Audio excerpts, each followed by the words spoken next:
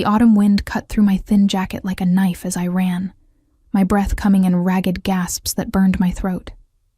Behind me, I could hear Marcus, his voice rising above the sound of traffic, slurred and venomous, hurling threats that made my skin crawl.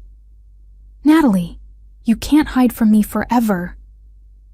My feet pounded against the sidewalk, sneakers slipping on wet leaves as I rounded the corner onto a street I didn't recognize.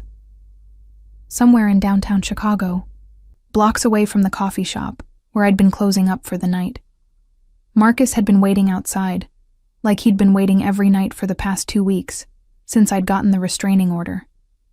The restraining order that meant nothing, that he violated daily with texts, calls, showing up at my apartment, at my work, at the grocery store. The police said they couldn't do anything unless he actually hurt me, as if the bruises on my wrists from last month didn't count, as if the terror that kept me awake every night wasn't harm enough. My lungs were on fire. I'd been running for 4 blocks now, weaving through the evening crowds, hoping to lose him in the mass of people heading home from work. But Marcus was taller, stronger, and he knew these streets as well as I did. Better, maybe, since he'd grown up here while I'd only moved to Chicago 3 years ago, chasing dreams of independence that now felt laughably naive. "I just want to talk." His voice was closer. Too close. I risked a glance over my shoulder and immediately wished I hadn't. He was maybe 20 feet behind me, his face flushed with rage and whatever he'd been drinking. His hands were clenched into fists, and I knew with bone-deep certainty that if he caught me tonight, talking would be the last thing on his mind. My eyes scanned desperately for refuge. Most of the shops on this street were already closed, their darkened windows reflecting my own panicked face back at me. But ahead, maybe 30 feet away, I saw warm light spilling onto the sidewalk. A restaurant, its elegant facade standing out among the more modest storefronts. The sign above the door was in Cyrillic script, which I couldn't read, but beneath it in smaller letters, "Fine Russian Cuisine." I didn't care if it was Russian, Italian, or Martian. It was open, and that was all that mattered. I pushed my legs harder, ignoring the stitch in my side, the burning in my calves. 20 feet, 15, 10. I could hear Marcus's footsteps pounding behind me, could hear his breathing, heavy and angry, and so terrifyingly close. 5 feet. My hand hit the ornate brass door handle, and I yanked it open with strength, born of pure desperation. I practically fell through the doorway, stumbling over the threshold and catching myself against a podium that held a leather-bound reservation book. The sudden quiet was disorienting. Outside, the city hummed with traffic and voices and the general chaos of downtown Chicago at 7 p.m. Inside, there was only the soft murmur of conversation, the gentle clink of silverware against china, and classical music playing at a volume that suggested sophistication rather than entertainment. And every single person in the restaurant had stopped what they were doing to stare at me. I must have looked like a disaster, wild-eyed and panting, my blonde hair escaping its ponytail in messy tangles, my uniform shirt from the coffee shop stained with the latte someone had spilled on me earlier. I was soaked with sweat, despite the cold, trembling from adrenaline and fear, and probably tracking mud across what looked like very expensive carpeting. The restaurant was nothing like I'd expected from the outside. It was elegant in a way that spoke of old money and older traditions. Dark wood paneling lined the walls, which were decorated with what looked like Russian religious icons and landscapes painted in rich, somber tones. Crystal chandeliers cast warm light over tables draped in white linen, where well-dressed diners sat with wine glasses and plates of food that probably cost more than my weekly paycheck. But it wasn't the decor or the patrons that captured my attention. It was the man standing near the back of the restaurant, frozen in the act of speaking to a server. He was tall, easily 6'2" or 6'3", with broad shoulders that filled out his black suit in a way that suggested the muscles beneath were earned, not just tailored. His hair was dark blonde, almost bronze, styled in that deliberately careless way that probably took more effort than it looked. Sharp cheekbones, a strong jaw dusted with carefully maintained stubble, and eyes that were pale. Gray or blue, I couldn't tell from this distance, but piercing even across the length of the restaurant. He looked like he'd walked out of a magazine spread on European aristocracy. Expensive, untouchable, and undeniably dangerous in a way that had nothing to do with the violence I was running from, and everything to do with the kind of power that didn't need to raise its voice to be heard. Those pale eyes fixed on me with an intensity that made me forget, just for a second, why I was here. Made me forget everything except the strange feeling that something fundamental had just shifted in the universe. Then Marcus hit the door behind me. The bang of his fist against the glass shattered the moment. I spun around to see him pressed against the door, his face contorted with rage, his voice muffled but audible through the glass. "Natalie, get out here. Now." My heart, which had just started to slow, kicked back into overdrive. I pressed myself against the podium, as if those few extra inches of distance would somehow protect me. "Is there a problem?" The voice came from beside me, smooth, cultured, with an accent that turned the R's into something almost growled and softened the consonants in a way that was unmistakably Russian. I turned to find a man in his 50s standing there, dressed in the uniform of a maitre d'. His expression was professionally neutral, but his eyes darted between me and the door with clear concern. I'm sorry," I stammered. "I didn't mean to disrupt your restaurant. I couldn't seem to form a complete sentence. "That man?" The maitre d' nodded toward Marcus, who was still pounding on the door. "He is with you?" "No, I mean he's my ex-boyfriend. He's been following me. I have a restraining order, but he—" The words tumbled out in a rush. "I'm sorry. I'll leave. I just needed— Mikhail." The single word cut through my babbling like a knife through butter. The voice came from behind the maitre d', and I looked up to find the tall man from the back of the restaurant standing there. Up close, he was even more striking. Those eyes were gray, pale as winter ice, and they studied me with an intensity that made me feel simultaneously exposed and protected. "Yes, Alexei Dmitrievich?" The maitre d', Mikhail, turned with a deference that spoke of long familiarity and deep respect. "The young woman is frightened." Not a question. A statement delivered in that same accented English, each word precisely pronounced. And the man outside appears to be the source of her fear. "Yes, sir. She says he is an ex-boyfriend who has been following her." "Then he is not welcome in my establishment." Alexei's, that was his name apparently, eyes never left my face as he spoke. "Mikhail, please call Dmitri and Pavel. Have them escort the gentleman away from the premises. Make it clear that he is not to return. At once, Alexei Dmitrievich." Mikhail disappeared through a door marked "Private," and I found myself alone with this stranger, who'd just taken control of my crisis with a few quietly spoken words. "Thank you," I managed, my voice shaking. "I'm sorry for causing a scene. I'll leave as soon as—" "You will not leave." Again, not a question. Not even really a command, despite the words. Just a simple statement of fact. "Not until I am certain that man will not follow you." "You don't have to.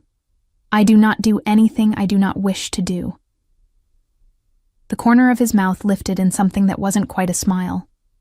"And I wish to ensure your safety. You are in my restaurant now, under my roof. That makes you my responsibility." The way he said "my" sent a shiver down my spine that had nothing to do with fear. Or maybe it did, but a different kind of fear than what I'd felt running from Marcus. This was the fear of recognition, of knowing, on some instinctive level, that this man was dangerous in ways Marcus could never imagine. "What is your name?" he asked, those pale eyes studying me like I was a puzzle he intended to solve. Natalie, I answered automatically. Natalie Pierce. Natalie. He said it slowly, tasting the syllables. I am Alexei Volkov. This is my restaurant. Volkov. The name tickled something in my memory, but I was too rattled to place it. The door marked private opened again, and two men emerged who made Mikhail look small. They were both well over 6 feet, built like linebackers, wearing dark suits that couldn't quite hide what I suspected were weapons beneath their jackets. They moved with the kind of efficiency that spoke of military training or something similar. Alexei spoke to them in rapid Russian, too fast for me to catch more than a few words despite the semester of Russian I'd taken in college. But I heard Marcus's name, saw the men nod once, and then they were heading for the door with a purpose that made my stomach clench with worry. Wait, I started, but Alexei's hand on my arm stopped me. They will not harm him, he said quietly, unless he gives them reason to. They will simply encourage him to leave and not return. I watched through the glass as the two men emerged onto the street. Marcus took one look at them and took a step back. I couldn't hear what was being said, but I could see Marcus's expression shift from rage to confusion to what looked like fear. One of the men, Dmitri or Pavel, I wasn't sure which, said something while the other simply stood there, arms crossed, radiating menace. Marcus looked past them to the restaurant, his eyes finding mine through the window. For a moment, I thought he might try to push past them anyway. Then the man who'd been speaking took a single step forward, and Marcus backed away. He said something, probably a threat or a curse, then turned and walked quickly down the street, glancing back over his shoulder twice before disappearing around a corner. I let out a breath I didn't know I'd been holding. My knees went weak, and I would have collapsed if Alexei's hand hadn't still been on my arm, steadying me. Easy, he murmured, his other hand coming to my waist to support me. You are safe now. Come, you should sit. He guided me through the restaurant, past tables where diners had returned to their meals with studied disinterest that suggested they were very accustomed to not seeing things, to a private booth in the back corner. It was separated from the main dining room by a carved wooden screen, creating an alcove that felt simultaneously exposed and intimate. I sank onto the leather bench, my whole body trembling with the aftershocks of adrenaline. Alexei slid into the seat across from me, his movements fluid and controlled. He said something in Russian to a passing waiter, who nodded and disappeared. You are shaking, Alexei observed. Not with concern exactly, but with the same careful attention he'd been giving me since I'd burst through his door. When did you last eat? I tried to remember. Breakfast, maybe? I'd been too nervous to eat lunch, and my shift at the coffee shop had run late. This morning, I think. His expression darkened fractionally. This ex-boyfriend. How long has he been following you? 2 weeks since I got the restraining order, but we've been broken up for 3 months. The words came easier now, maybe because he wasn't looking at me with pity or judgment, just that same intense focus. He didn't take it well, the breaking up, I mean. He said I belonged to him, that no one else would ever want me, that if he couldn't have me, no one would. And the police?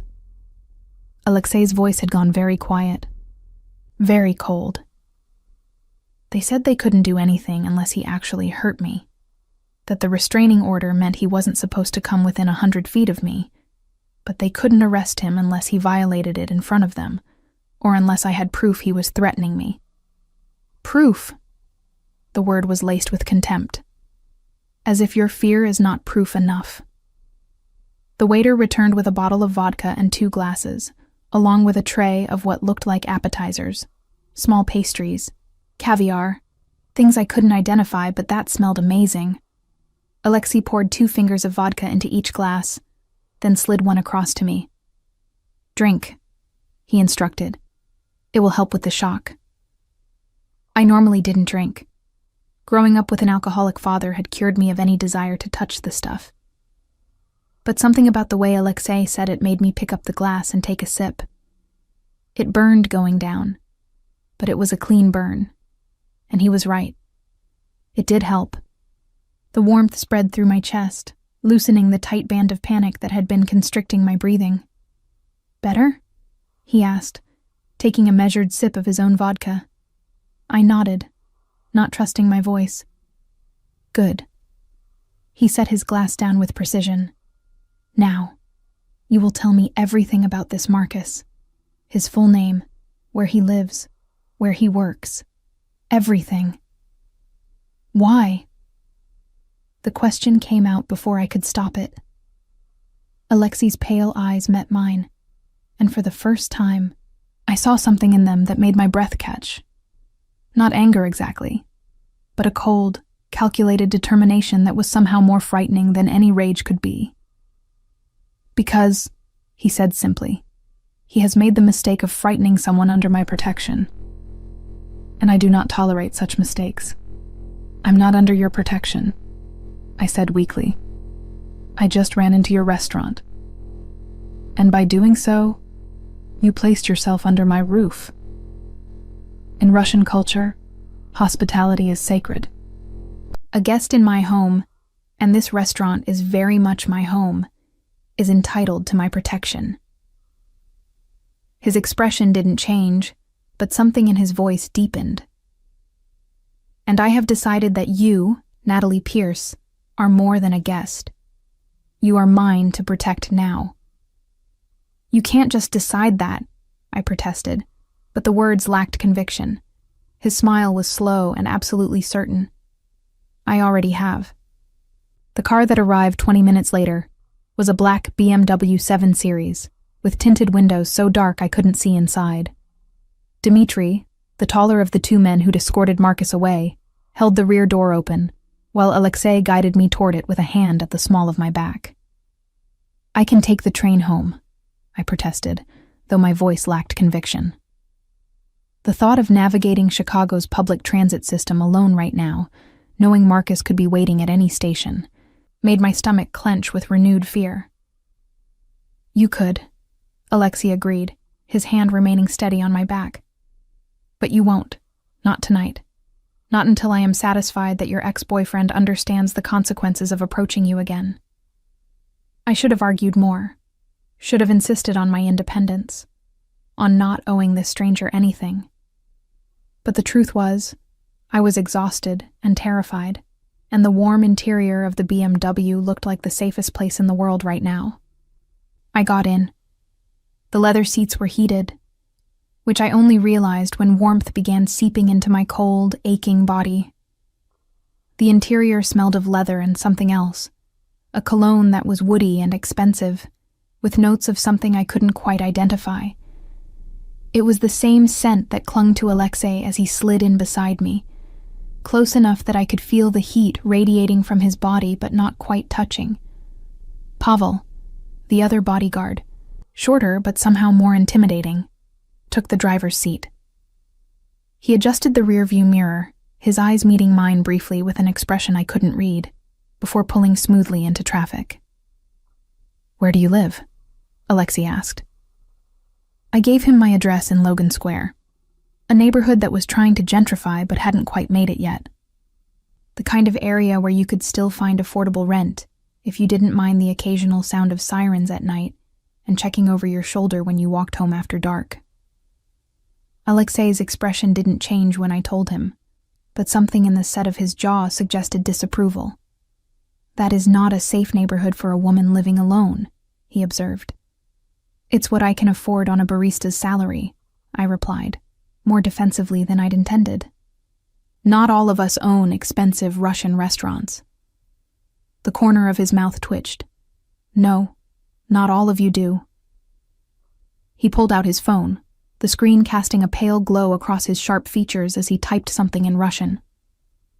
"Tell me, Natalie, what were your plans for this evening?" before Marcus interrupted them.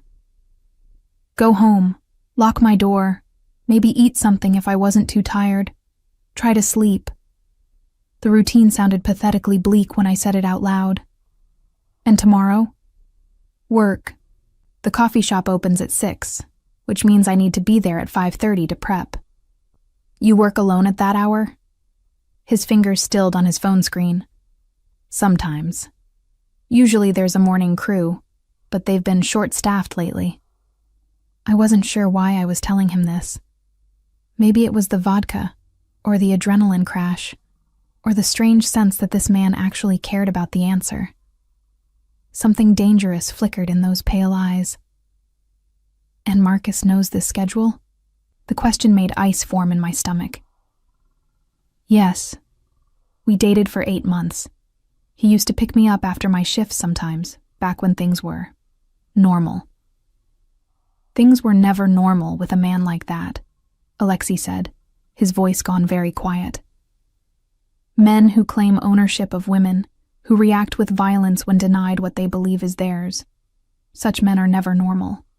They are predators, and predators must be dealt with accordingly.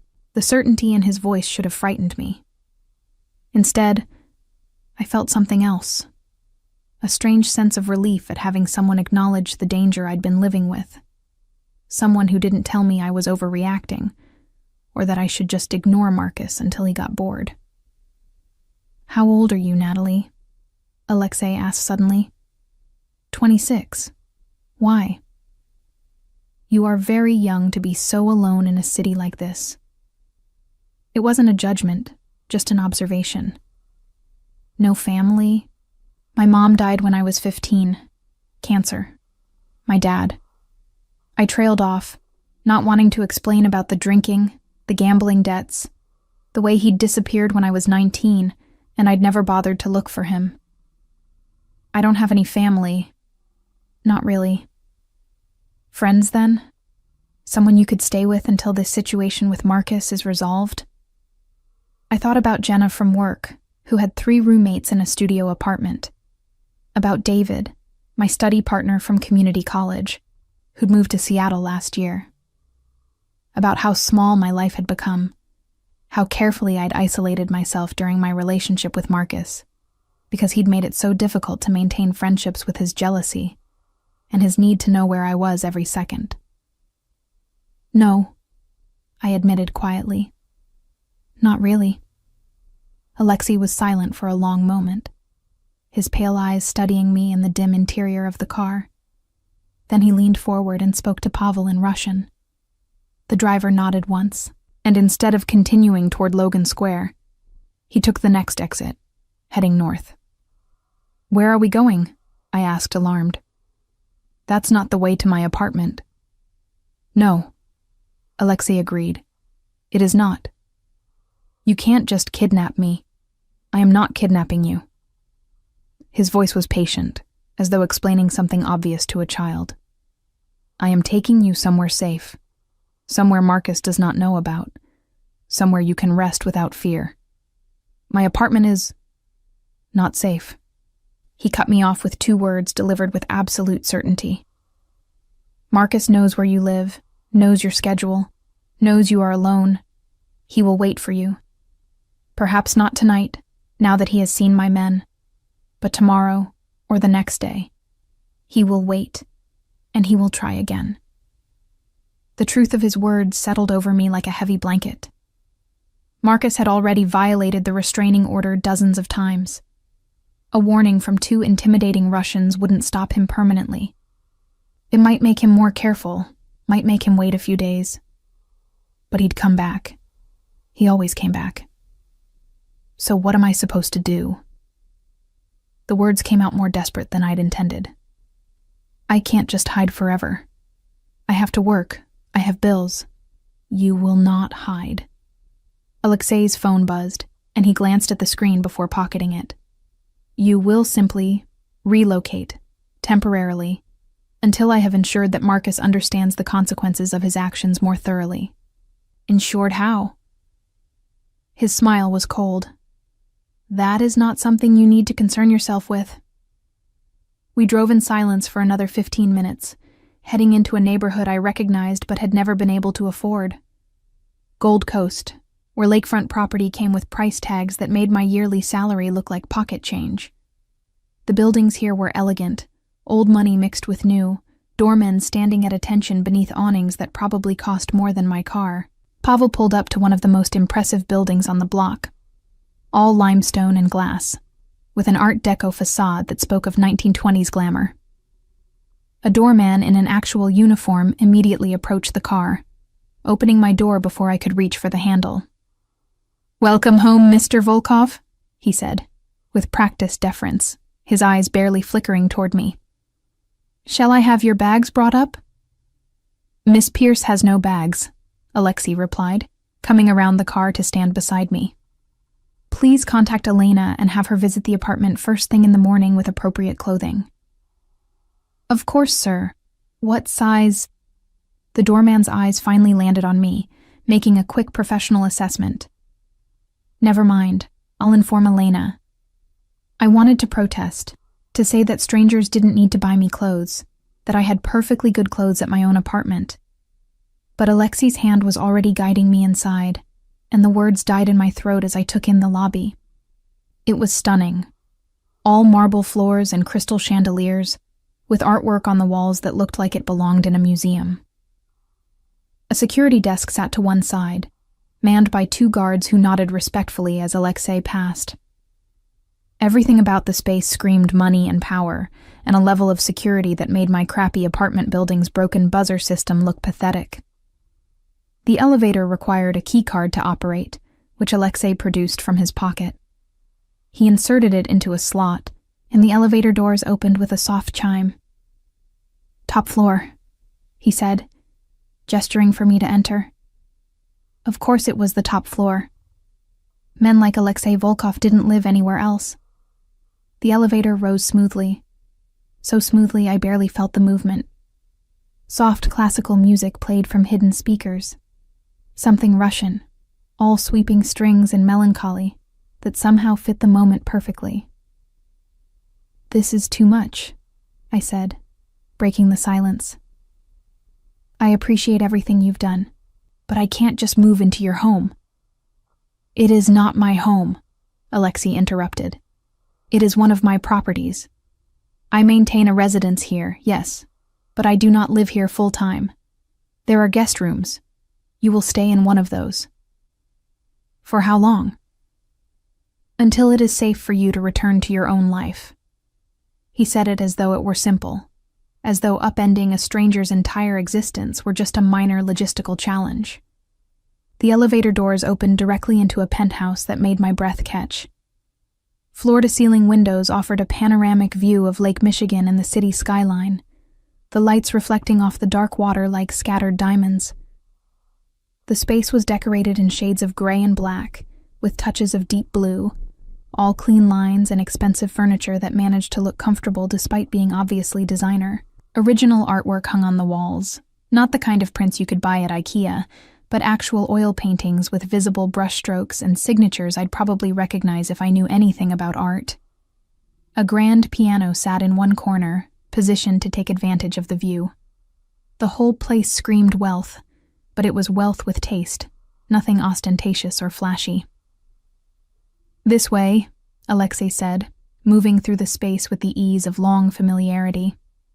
He led me down a hallway lined with more art, past what looked like a home office and a formal dining room, to a bedroom that was larger than my entire apartment. It was decorated in softer tones than the main living space, cream and pale blue, with a bed that looked like you could get lost in it. Large windows offered the same stunning lake view, and a door on the far wall presumably led to a bathroom. "This is your room," Alexei announced. "The bathroom is through there. You will find everything you need. Elena will bring clothes in the morning, but there is a robe in the bathroom closet if you wish to change." I stood in the doorway, overwhelmed. "I can't accept this." "You can, and you will." His voice was firm, but not unkind. "Natalie, you came to me for help. You ran into my restaurant seeking refuge. In doing so, you became my responsibility. I do not take such responsibilities lightly." "I'm not your responsibility," I said weakly. "I'm just someone who happened to run into your restaurant." He moved closer, and I found myself backing up until I hit the doorframe, He stopped just short of invading my personal space, but close enough that I had to tilt my head back to maintain eye contact. In Russia, we have a saying, he said softly. Не было бы счастья, да несчастье помогло. It means, roughly, if not for bad luck, there would be no luck at all. You believe you simply happened to run into my restaurant. I believe fate brought you to my door. Either way, you are here now. Under my roof. And what is under my roof is under my protection. That's the second time you've said that, about things under your roof being your responsibility. Because it is true. His pale eyes held mine. I do not say things I do not mean, Natalie. This is not charity. This is not pity. This is me acknowledging what already is, that you are mine to protect now. Mine to keep safe. Mine. That word again. Mine. The way he said it sent shivers down my spine that I didn't want to examine too closely. I should call my work, I said, needing to break the intensity of the moment. Let them know I won't be in tomorrow. You will not be returning to that job. Not a question, a statement. Excuse me? It is not safe. Marcus knows where you work, knows your schedule. You cannot return there. Before I could protest, he continued. I have already made arrangements. You will work for me instead. Work for you? Doing what? The restaurant requires someone to manage reservations, coordinate with suppliers, handle various administrative tasks. The position pays significantly more than you make now, and it comes with the benefit of security. His expression didn't change, but something in his voice softened slightly. You will not be a charity case, Natalie. You will work for your keep, but you will work somewhere safe. I should have been angry at his presumption, at the way he was reorganizing my life without my input. But the truth was, the thought of going back to the coffee shop, of being alone and vulnerable when Marcus inevitably showed up again, made panic claw at my throat. When did you arrange all this? I asked instead. You've known me for less than an hour. 37 minutes, to be precise. He pulled out his phone, showing me the time. And I arranged it in the car, while you were looking out the window. I sent Mikhail instructions to terminate your employment at the coffee shop with a generous severance, and to hire you at Volkov's beginning Monday. The position was already vacant. My previous administrator quit last week. Your arrival simply solved two problems at once. The efficiency of it was almost frightening. You can't just fire me from a job you don't own. I can, and I did. The owner of that coffee shop owes me certain favors. He will not object to releasing you from employment, especially when I offer to compensate him for the inconvenience. Alexei pocketed his phone. This is how things work in my world, Natalie. Problems are identified and solved quickly. You are a problem that needed solving. Now, you are solved. I'm not a problem, I protested. I'm a person. You are a person with a problem, he corrected. And now you are a person under my protection. Do you understand the difference? I wasn't sure I did, but I was too exhausted to argue anymore. The adrenaline had fully worn off now, leaving me hollow and shaking with fatigue. Alexei must have seen it in my face because his expression softened fractionally. You are tired. We will discuss details tomorrow. For tonight, rest. You are safe here. I promise you that. What about Marcus? I couldn't help asking. What if he finds out where I am? He won't. The certainty in Alexei's voice was absolute. And even if he did, he would not be foolish enough to approach this building. My security is comprehensive. Now, is there anything else you need? I shook my head, too overwhelmed to think of anything. Then I will leave you to rest. My room is at the end of the hall if you need anything during the night. He moved toward the door, then paused. Natalie? Yes? You did the right thing, running into my restaurant tonight. Whatever happens next, remember that. He left before I could respond, closing the door softly behind him. I stood alone in that beautiful room, staring at my reflection in the windows that overlooked the glittering city. 24 hours ago, I'd been a barista living paycheck to paycheck, constantly looking over my shoulder for my abusive ex-boyfriend. Now I was standing in a penthouse that probably cost more per month than I made in a year, under the protection of a Russian man who spoke about ownership with casual certainty. I should have been terrified. Should have been making plans to escape this bizarre situation as soon as possible. Instead, for the first time in months, I felt safe. I woke to sunlight streaming through windows I'd forgotten to close the curtains on. For a disorienting moment, I couldn't remember where I was. Then it all came flooding back. Marcus, the restaurant, Alexei, this penthouse. I sat up slowly, taking in the room properly for the first time. In daylight, it was even more beautiful than it had seemed last night. The view of Lake Michigan was breathtaking, the morning sun turning the water into liquid gold. The furniture was elegant but comfortable, everything in shades of cream and soft blue that felt deliberately calming. I'd showered last night in a bathroom that was larger than my bedroom at home, using products that probably cost more than my monthly grocery budget. The robe Alexei had mentioned was thick terry cloth that felt like wrapping myself in a cloud. I'd fallen asleep almost immediately, the combination of emotional exhaustion and the most comfortable bed I'd ever been in pulling me under before I could overthink what I'd agreed to. Now, in the cold light of morning, reality was setting in. I'd spent the night in a stranger's home, a stranger who'd taken control of my life with a few phone calls and expected me to just accept it. A soft knock at the door interrupted my spiraling thoughts. "Come in," I called, pulling the robe tighter around myself. The door opened to reveal a woman in her 50s, with kind eyes and salt and pepper hair pulled back in a neat bun. She carried several shopping bags bearing logos of stores I'd only ever window shopped at. "Good morning, Miss Pierce," she said with a slight accent. Russian, but softer than Alexei's. "I am Elena. Mr. Volkov asked me to bring you some things. You didn't have to—" I started, but she was already moving into the room, setting the bags on the bed with practiced efficiency. "Mr. Volkov was very specific about what you would need," she said, pulling out clothes with the confidence of someone who'd been doing this a long time. "I have brought basics, underwear, casual clothing, something more formal for the restaurant, also toiletries, makeup if you wish to use it, everything in your size."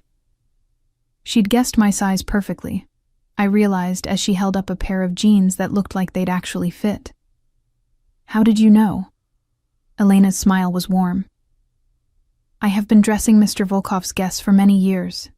You learn to assess such things quickly." She paused, her expression growing more serious. "He also asked me to give you this." She handed me a new smartphone still in its box. "Your number has been transferred from your old phone. Mr. Volkov thought you might wish to check for messages, but he asks that you do not tell anyone your current location. For your safety." I took the phone, feeling the weight of it in my hand. Where is my old phone?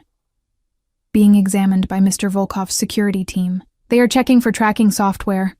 Sometimes men like your ex-boyfriend install such things without the woman's knowledge. Her voice held a note of disapproval that suggested she'd seen this before. The thought of Marcus tracking my phone, knowing where I was every moment, made my skin crawl. "And if they find something, then they will remove it and return the phone to you. Or if you prefer, they can simply dispose of it, and you can keep this new one. Mr. Volkov says the choice is yours." At least he was giving me some choices, even if they were small ones. Elena spent the next 20 minutes helping me sort through the clothes, explaining what was for what purpose, showing me how the coffee maker in the kitchen worked, and generally making me feel less like an intruder in this space. She was professional, but warm, treating me like an expected house guest, rather than a stray Alexei had dragged in off the street. "Mr. Volkov is in his office," she said as she prepared to leave. "He asked that you join him for breakfast when you are ready. Just follow the hallway to the left. It is the door at the end." After she left, I showered again, still marveling at the water pressure and the array of expensive products, and dressed in jeans and a soft gray sweater that Elena had selected. They fit perfectly, and I tried not to think about how much money had been spent on clothes for a woman Alexei had known for less than 12 hours. I found his office easily enough. The door was ajar, and I could hear him speaking Russian on the phone, his voice low and controlled. I hesitated, not wanting to interrupt, but he must have sensed my presence because he looked up and beckoned me in. The office was impressive. Wall-to-wall bookshelves filled with volumes in multiple languages, a massive desk that looked like it had been carved from a single piece of dark wood, and more of those floor-to-ceiling windows offering that stunning lake view. Alexei sat behind the desk in a crisp white shirt, sleeves rolled up to reveal corded forearms. He looked professional and powerful and completely in his element. He finished his call in rapid Russian, then set the phone down with precision. "Good morning, Natalie. I trust you slept well?" "Yes, thank you. The room is beautiful." "I am glad you approve." He rose from his chair with fluid grace. "Come. We will have breakfast, and we will discuss the arrangements for your employment." He led me to a dining room I hadn't seen last night. Smaller than what I'd glimpsed earlier, clearly designed for actual use rather than formal entertaining. A table was already set with fresh fruit, pastries, coffee, and what looked like blinis with caviar. "I wasn't sure what you preferred," Alexei said, pulling out a chair for me. So, I had the kitchen prepare options. "This is more than enough. Thank you." I sat, still feeling overwhelmed by the casual luxury of it all. He took the seat across from me, pouring coffee with the same precise movements he seemed to apply to everything. "Your phone. Did Elena give it to you?" "Yes. She said your security team is checking my old one for tracking software." "They found it." His voice was matter of fact, but his eyes had gone cold. "Marcus installed commercial tracking software 3 months ago. He has been following your movements for quite some time."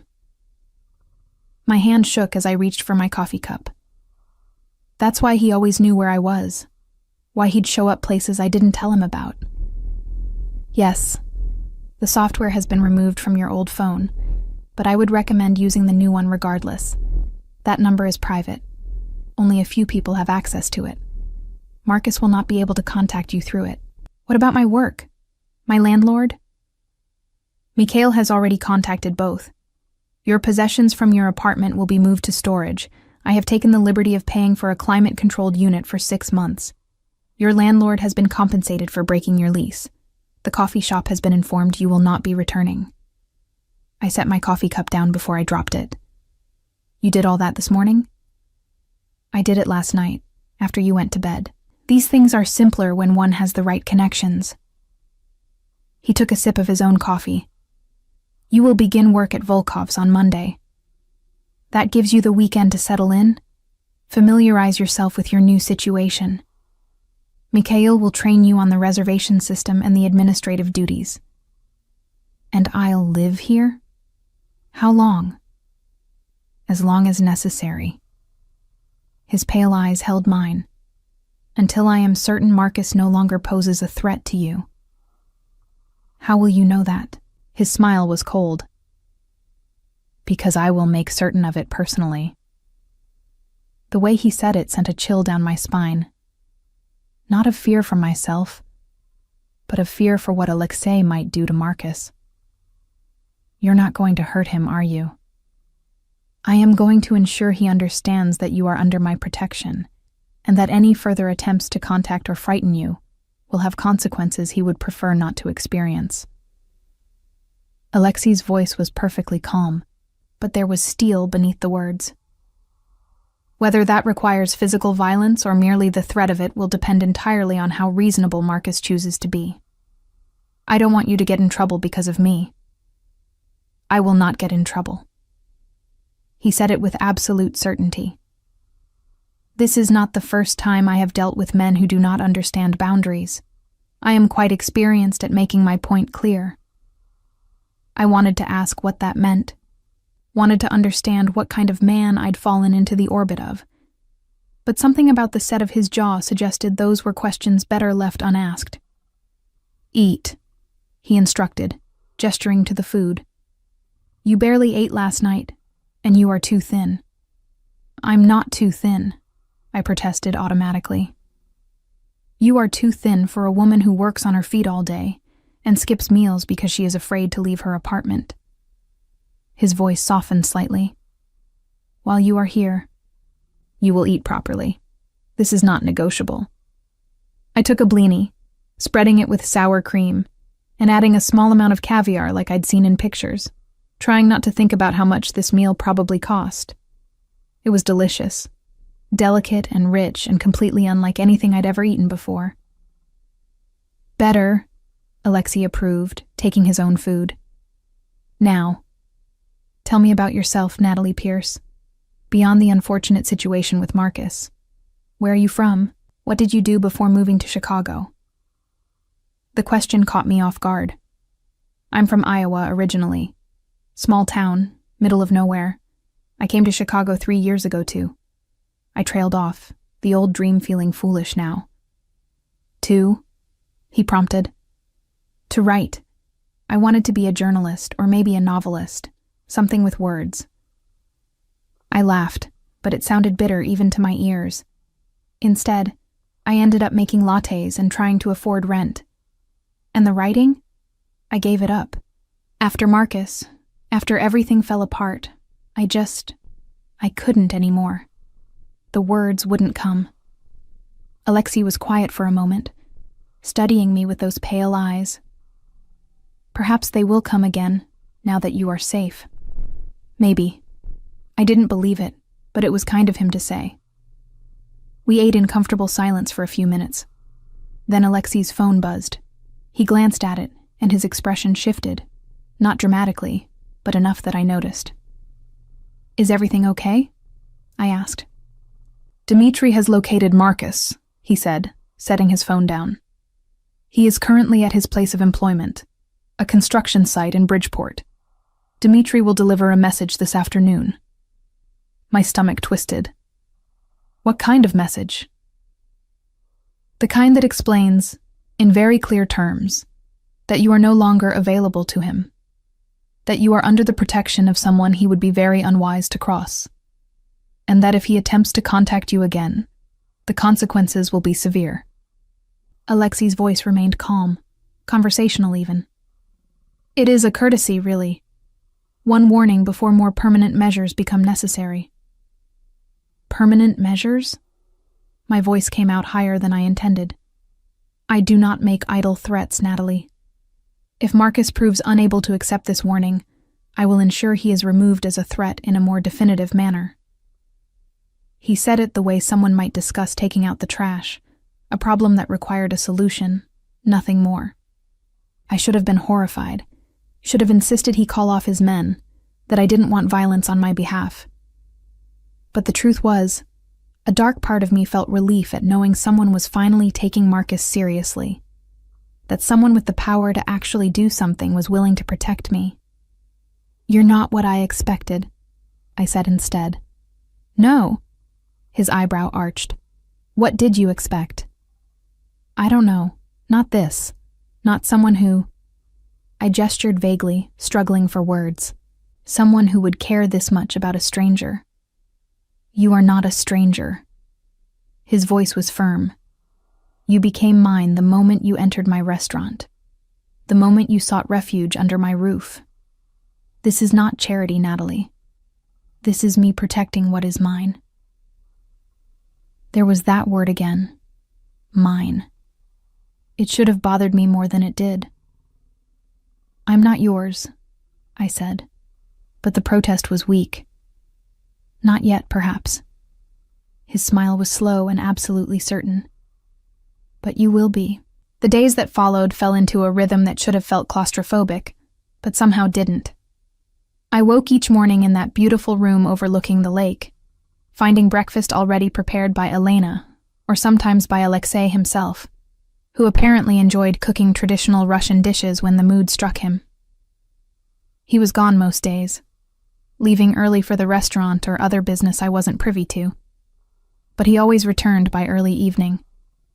We'd have dinner together, sometimes at the penthouse, sometimes at Volkov's after the dinner rush, when the restaurant quieted and we could eat in that same private booth where he'd first brought me. We talked during those meals, real conversations that went deeper than I'd expected.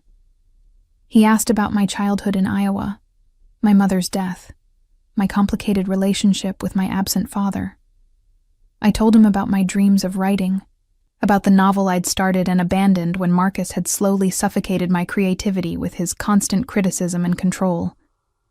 Alexei told me about growing up in Moscow, about his grandfather who'd been a soldier, his grandmother who'd survived the siege of Leningrad, about coming to America at 16 with nothing but a fierce determination to build something his family could be proud of. The restaurant was my grandfather's dream, he said one evening over beef stroganoff he'd made himself. He always wanted to own a place where Russian immigrants could feel at home, where the food reminded them of what they'd left behind. I built Volkov's in his honor. He'd be proud, I said, meaning it. The restaurant was beautiful and successful, always full of patrons who clearly appreciated both the food and the atmosphere. Perhaps. Alexei's expression was unreadable, though he might have questions about some of my other business interests. It was the first time he'd directly acknowledged that the restaurant wasn't his only source of income. I'd noticed things over the past week. The way people deferred to him not just with respect, but with fear. The phone calls he took in Russian that ended with curt orders. The men who came to the penthouse at odd hours and left quickly after brief, intense conversations. What other business interests? I asked carefully. He studied me for a long moment, as if deciding how much truth I could handle. I import and export various goods, some more, regulated than others. I provide security services to businesses that require discretion. I facilitate agreements between parties who prefer not to involve legal channels. He paused.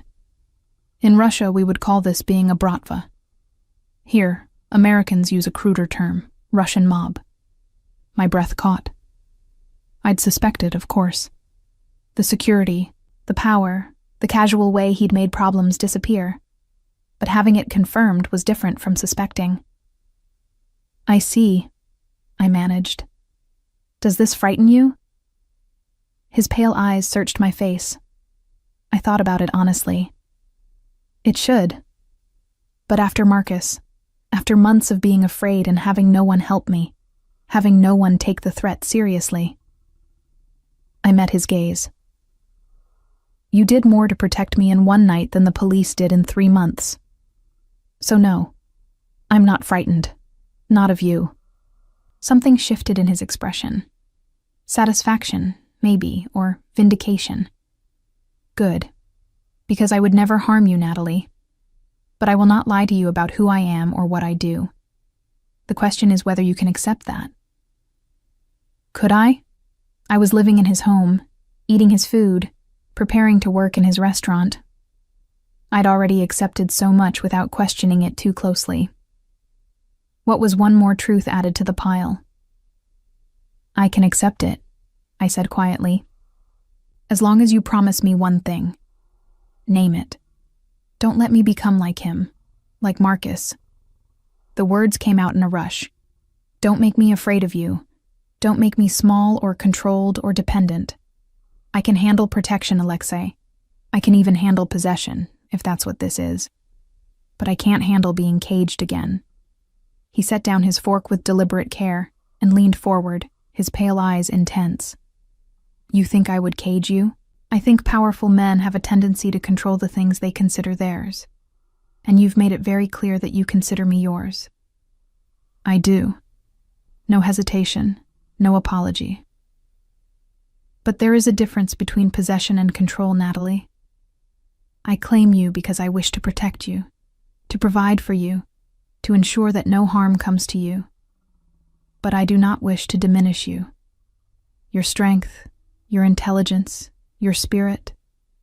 These are the things that made me notice you. Why would I destroy what I value? Because Marcus said the same things at first. He said he loved my independence, my creativity. Then slowly, piece by piece, he took them away until I didn't recognize myself anymore. Alexei stood, moving around the table with fluid grace until he stood beside my chair. He held out his hand. Come with me. I want to show you something. I took his hand, letting him pull me to my feet and lead me through the penthouse. We passed the living room, the office, continuing down a hallway I hadn't explored yet. He stopped at a door at the very end and unlocked it with a key from his pocket. I had this prepared for you, he said, pushing the door open. I was waiting for the right moment to show you. I stepped inside and stopped, my breath catching in my throat.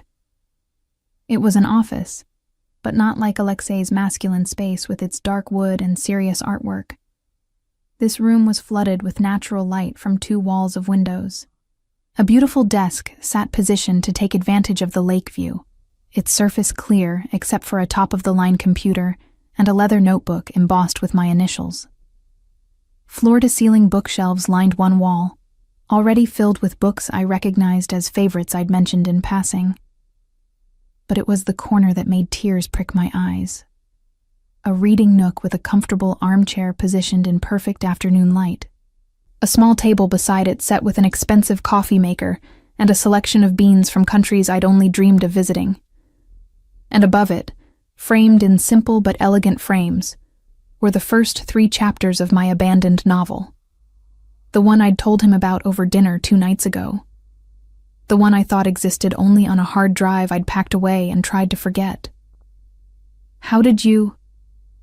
I couldn't finish the question. I had someone retrieve your belongings from storage yesterday, Alexei said, standing close behind me but not touching. The hard drive was among them. I took the liberty of printing what I found. I hope you do not mind. You read it. Not a question. I did. You are talented, Natalie. Very talented. It is a crime that you stopped writing. Marcus said it was a waste of time, that I should focus on practical things, on being supportive of his career instead of chasing impossible dreams. Marcus was a fool. Alexei's voice was hard. And his foolishness cost you something precious. I would like to help you reclaim it. I turned to face him, tears streaming down my face now. Why are you doing this? Because I told you I would not cage you. His hands came up to frame my face, his thumbs gently wiping away my tears. Because seeing you diminished, seeing your light dulled by months of fear and abuse, is unacceptable to me. You asked me not to make you small. This is me ensuring you have space to be large. This is too much, Alexei. The room, the computer, the books. Is it? He challenged. You are going to work for me at the restaurant, yes. But you are also going to finish this novel. You will write every morning before work. This room is yours to do with as you please. Write, read, sit, and stare at the lake if that is what inspires you. But you will reclaim what was taken from you. I shook my head, overwhelmed. I don't know if I can. The words haven't come in so long. They will come. His voice was absolutely certain. Now that you are safe. Now that you are mine to protect rather than his to diminish. The possessiveness in his voice should have bothered me. After Marcus, after fighting so hard to escape one man's ownership, I should have been running from another man who claimed me so absolutely. But Alexei was right. There was a difference between possession and control. Marcus had wanted to own me to make himself feel powerful. Alexei wanted to protect me to make me feel safe. One had been about him. The other was about me. I don't understand you, I admitted, my hands coming up to rest on his chest. I could feel his heartbeat, steady and strong. You're dangerous and powerful and probably involved in things I don't want to know about. Why do you care so much about whether I finish a novel? He was quiet for a long moment, his pale eyes searching mine. Finally, he spoke.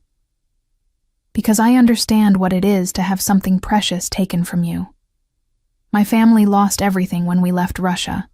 Our home, our history, our sense of place in the world.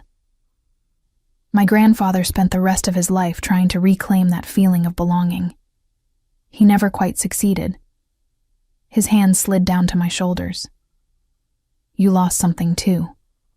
Your voice, your dreams, your sense of self.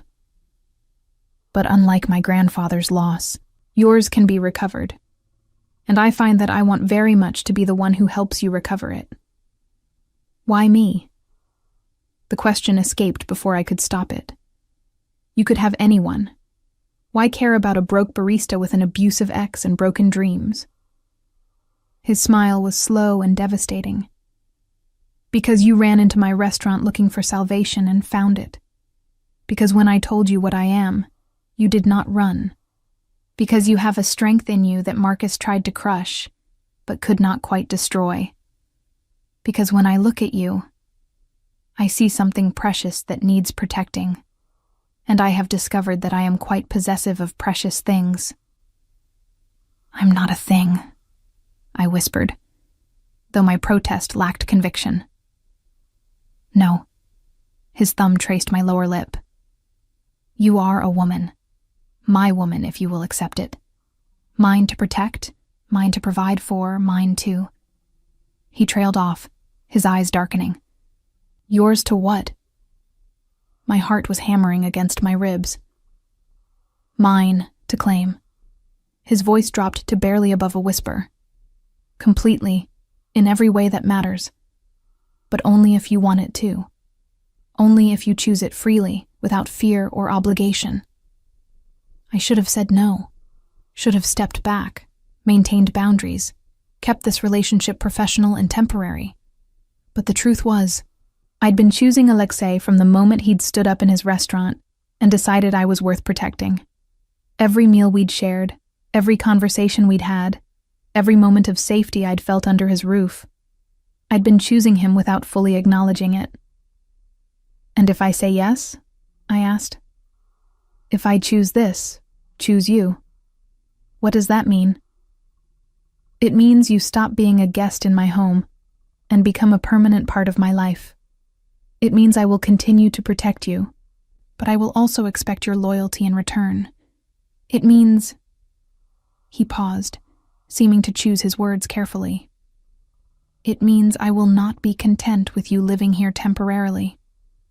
I will want you here permanently, with me. That's a lot to ask after knowing someone for a week. It is, he agreed. But I have never been a patient man when I know what I want. And I know that I want you, Natalie. Not despite your broken pieces, but because of them. Because I recognize in you a kindred spirit. Someone who has survived something they shouldn't have had to endure and emerged still fighting. His words shouldn't have made sense. We barely knew each other. This whole situation was insane by any normal standard.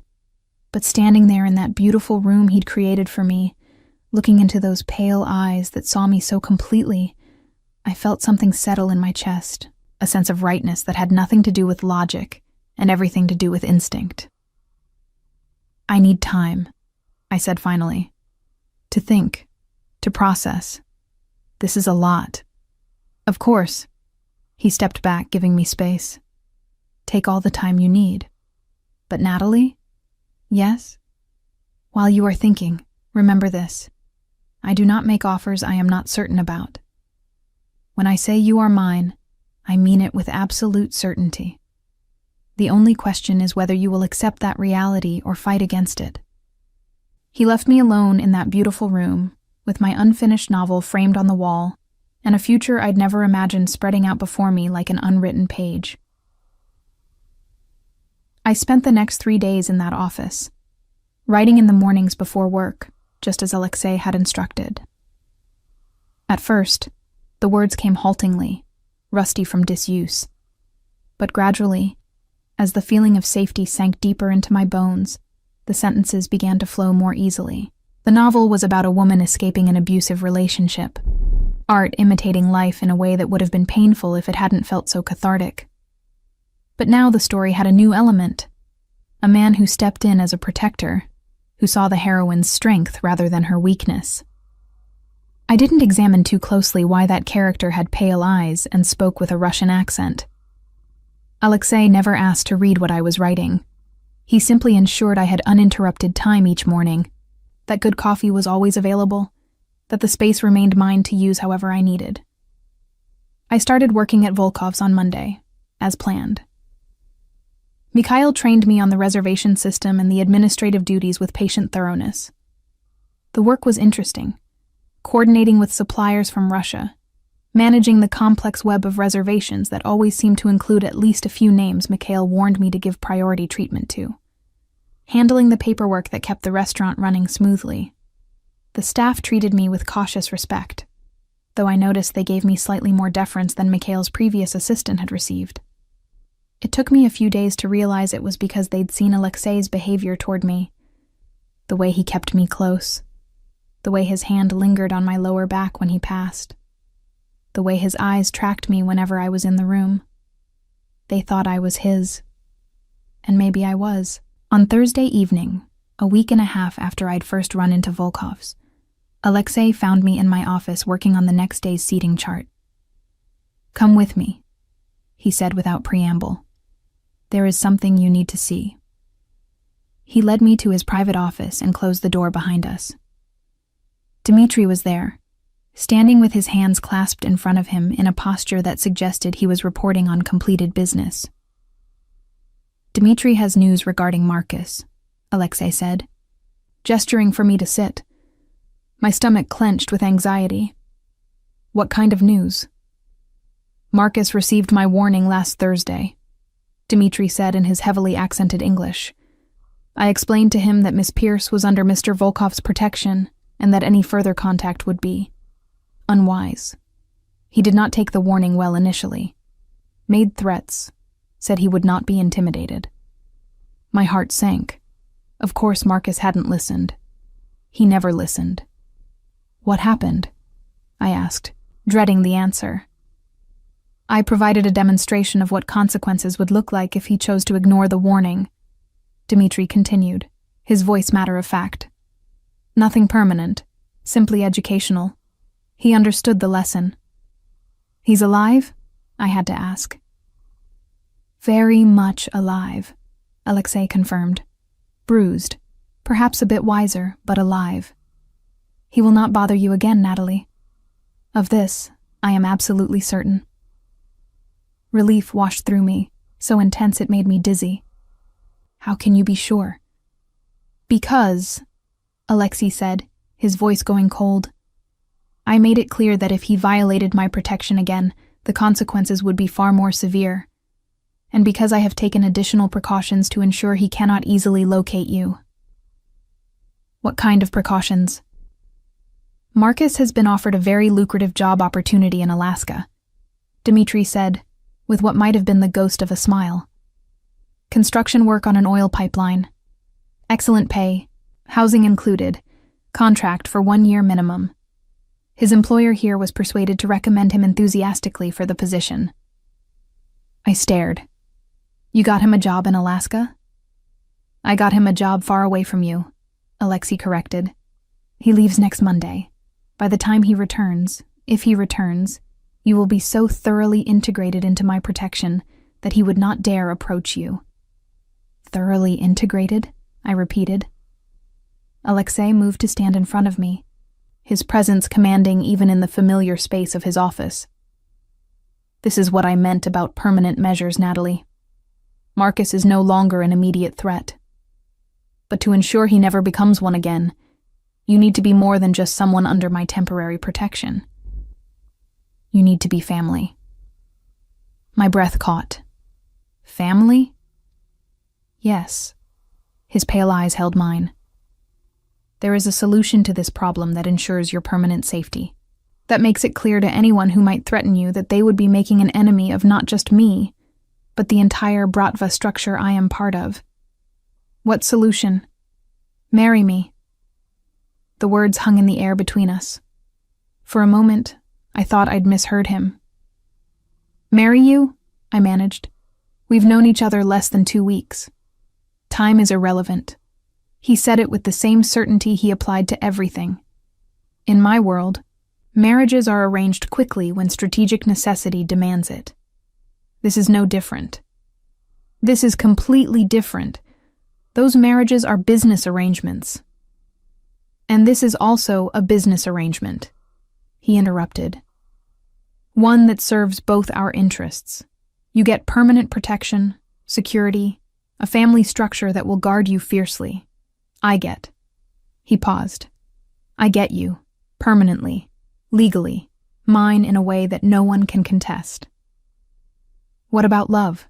The question sounded naive even as I asked it. What about it? He tilted his head slightly. You loved Marcus once, yes? How did that work out for you? The bluntness of it stung, but he wasn't wrong. Love is a poor foundation for marriage, Alexei continued. But mutual benefit, protection, respect, these things last. We have built something in these past days, have we not? Trust, understanding, even affection. That is more than many marriages begin with. And if I say no? His expression didn't change. Then you remain under my protection as you are now. I will not force you, Natalie. But understand what you are refusing. As my wife, you are untouchable. Anyone who threatens you threatens the Volkov family, threatens my entire organization. As my girlfriend, guest, employee, these relationships are less binding, less permanent. Dmitri cleared his throat softly, and Alexei nodded. The bodyguard left without a word, leaving us alone in the office. This is insane, I said quietly. People don't get married to solve security problems. In my world, they do exactly that. Alexei moved closer, until he stood directly in front of my chair. But this is not only about security. You know that. You have felt what I feel. This pull between us. This recognition. I had felt it. From the moment our eyes met across his restaurant, something had shifted in my universe. I tried to tell myself it was just gratitude, just the natural attachment that develops when someone saves you from danger. But it was more than that. It was the way he listened when I talked about my writing, the way he'd created a space for me to heal, the way he looked at me like I was precious rather than damaged. What would this marriage look like? I asked, not quite agreeing, but not refusing either. Day to day? You would live here, in this penthouse. You would continue to work at the restaurant, continue to write. We would attend family functions together, present a united front to the world. And, he paused, and we would be husband and wife in all the ways that matter. Heat flooded my face at the implication. We hadn't been intimate yet. Alexei had been almost surprisingly restrained despite the intensity between us. But the promise of eventually had been there in every heated glance, every lingering touch. I need time to think, I said, my voice barely above a whisper. You have until Sunday. His voice was firm. Monday, Marcus leaves for Alaska. Before he goes, I want the marriage finalized so there can be no question of your status. If you agree, we will have a small ceremony, just family and close associates. Nothing elaborate, but legally binding. 3 days? That's not enough time. It is more than enough. He leaned down, his hands on the arms of my chair, caging me in. Natalie, I am not a patient man. I know what I want, and I want you. As my wife, as my partner, as mine in every way that matters. The question is not whether this will happen. The The question is whether you will fight against what is inevitable or accept it with grace. The presumption should have infuriated me. Instead, I felt something else, a strange sense of relief at having someone so absolutely certain about something when I'd spent so long feeling uncertain about everything. And if I accept? My heart was racing. If I say yes? His smile was slow and predatory. Then you will be mine. Finally, completely, legally. And I will spend the rest of my life ensuring you never regret that choice. He straightened, giving me space to breathe. Think about it. But Natalie? Yes? When you make your decision, remember this. I do not make offers I am not prepared to follow through on completely. If you become my wife, you will want for nothing. You will be protected, cherished, given every opportunity to build the life you want. But you will also be mine. That is not negotiable. After he left, I sat alone in his office, staring at my reflection in the windows that overlooked the city. 10 days ago, I'd been running from one man who claimed to own me. Now I was considering marrying another man who said the same thing, but in a completely different way. Marcus's ownership had been about control, about making me small enough to fit into his idea of what I should be. Alexei's ownership was about protection, about giving me space to grow into who I was meant to be. One had diminished me. The other might just save me. The question was whether I was brave enough to choose it. I spent the next 2 days in a state of suspended anxiety, weighing an impossible decision. Marriage to a man I'd known for less than 2 weeks. A man who was undeniably dangerous, who commanded a criminal organization with casual authority, who spoke about ownership with absolute certainty. But also a man who'd given me safety when I had none, who'd created space for me to heal and grow, who looked at my broken pieces and saw something worth protecting rather than something to exploit. Elena noticed my distraction, bringing me tea and homemade pastries while I sat in my writing room staring at a blank page. Mikhail gave me sympathetic looks at the restaurant when I fumbled reservations I would normally handle flawlessly. Even Dmitri, usually stoic and intimidating, seemed to soften slightly around me, as though he understood what I was grappling with. But it was Alexei who gave me space. He didn't press, didn't ask for updates on my decision, didn't try to seduce me into agreement. He simply continued being exactly what he'd been since the night I ran into his restaurant. Steadfast, protective, absolutely certain about what he wanted. Friday night, he took me to dinner at a small Russian restaurant I'd never heard of, tucked away in a neighborhood that still had Cyrillic signs and women in headscarves walking arm in arm. We ate pelmeni and drank vodka, and he told me stories about his grandmother, who'd survived impossible hardships with her dignity intact. She taught me that strength is not about never breaking. He said, his pale eyes thoughtful. It is about what you do after you break. Whether you let the broken pieces define you, or whether you forge something new from them. Is that what you think I'm doing? I asked. Forging something new? I think you are deciding whether to allow yourself to. His hand covered mine on the table, warm and solid.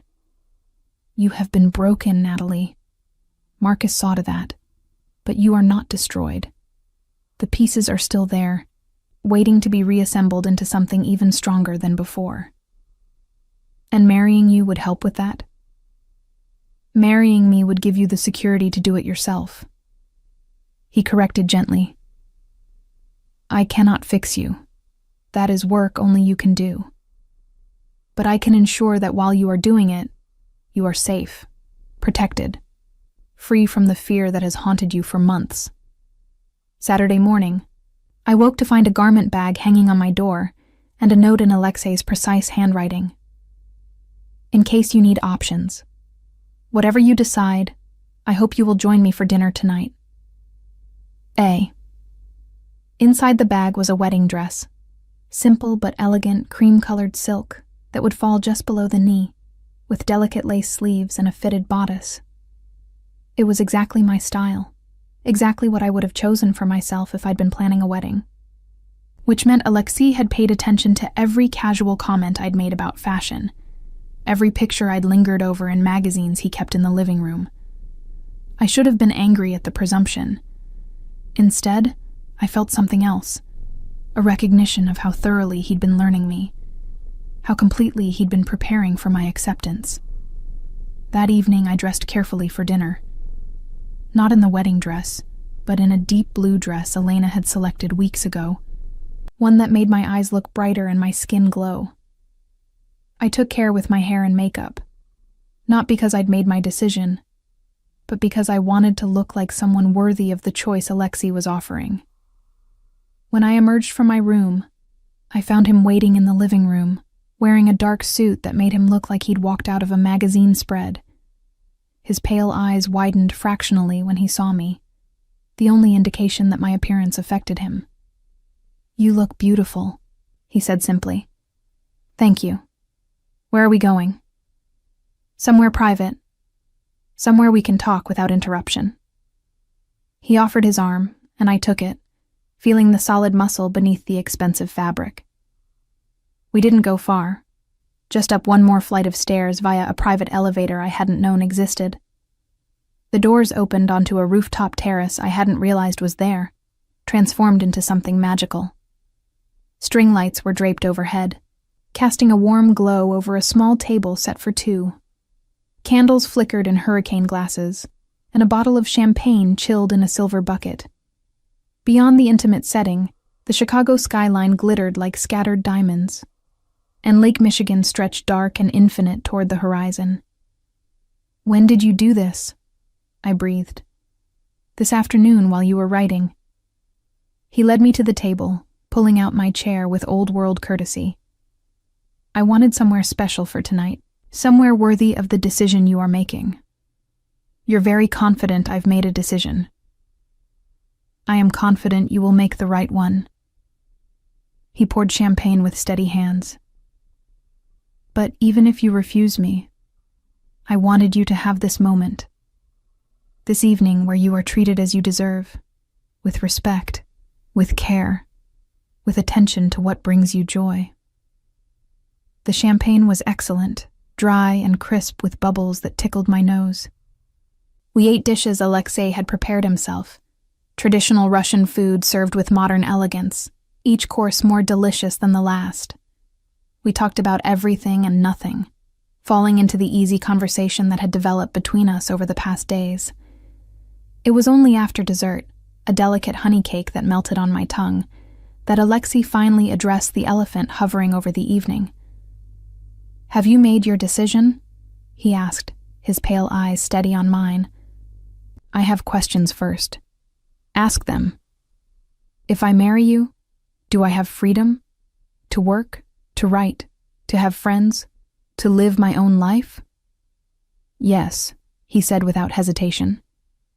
"With the understanding that you will need security when you leave the penthouse or the restaurant. This is not negotiable. My enemies are real, and they would not hesitate to use you against me. But within that constraint, you are free to pursue whatever you wish. And if I want to leave? If this doesn't work? If I'm miserable?" His jaw tightened slightly, but his voice remained steady. "I would not make it easy. I am not a man who gives up what is mine without a fight, but neither am I a man who keeps someone prisoner against their will. If you were truly miserable, if you truly wanted out." He paused, as though the thought physically pained him. "We would find a way that kept you safe while respecting your choice. You say you're not patient, but that sounds remarkably patient." "I am not patient about wanting you," he corrected. "But I am pragmatic about keeping you. A woman held against her will becomes resentful, bitter, diminished.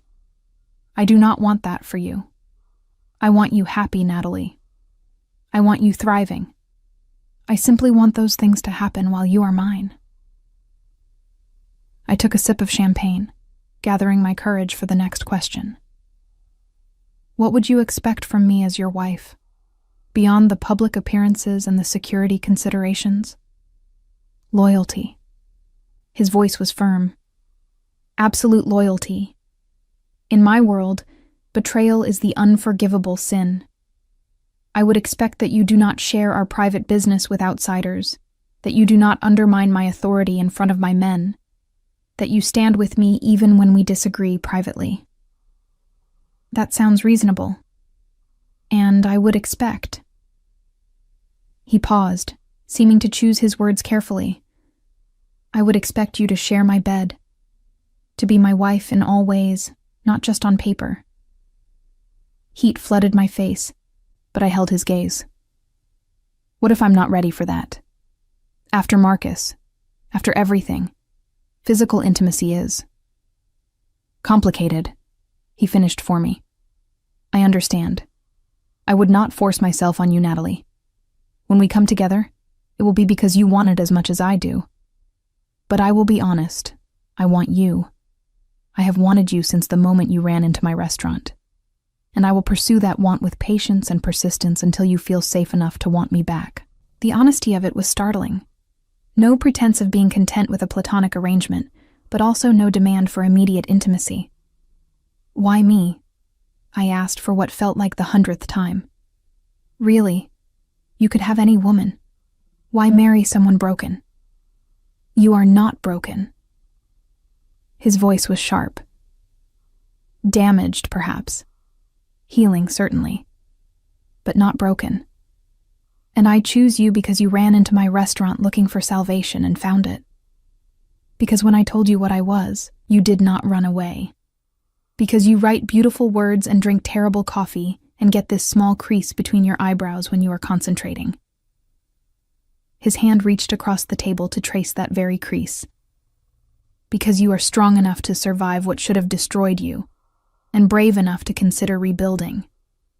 Because when I look at you, I see home. And I have not felt that since I left Russia 30 years ago. Tears pricked my eyes at the raw honesty in his voice. I'm scared. I know. And I would be concerned if you were not. This is a large decision. A permanent commitment to a man you barely know. He stood, moving around the table to crouch beside my chair, taking my hand in both of his. But let me ask you this. Are you more scared of marrying me, or of going back to being alone and unprotected? Are you more afraid of belonging to me, or of belonging to no one? The question cut through all my rationalizations, all my careful weighing of pros and cons. Because the truth was, I'd been alone for so long. My mother was dead, my father gone, my friends scattered or alienated by Marcus's jealousy. I'd spent 3 years in Chicago building nothing permanent, forming no real connections, drifting through a life that felt like waiting, rather than living. Alexei was offering me something different. Not just safety, though that was part of it, but belonging, purpose, a place in the world where I mattered to someone, where my presence made a difference. What happens after I say yes? I asked, realizing as I spoke that I'd already made my decision. You said Monday. That's 2 days away. Tomorrow we have a small ceremony here at the penthouse. Just family. Mikhail, Elena, Dmitri, Pavel, a few others from my inner circle. Father Constantine from the Russian Orthodox Church will perform the service. It will be legal, binding, and private. That's it? No big wedding, no. If you wish for a larger celebration later, we can arrange it, he interrupted. But for now, I want it done quickly, quietly, before Marcus leaves for Alaska. I want him to know, without question, that you are forever beyond his reach, that you belong to the Volkov family now. The Volkov family? I repeated. That's what I'd become? Natalie Volkov? Natalia Volkova properly, he corrected, with a slight smile. In Russian, women's surnames end differently. But yes, you would take my name, my protection, my life, and I would take you as mine in every way that matters. I looked down at our joined hands, his so much larger than mine, scarred across the knuckles in ways that suggested violence I'd never witnessed, but warm and steady and absolutely certain. "Yes," I said, the word escaping before I could second-guess myself. "I'll marry you."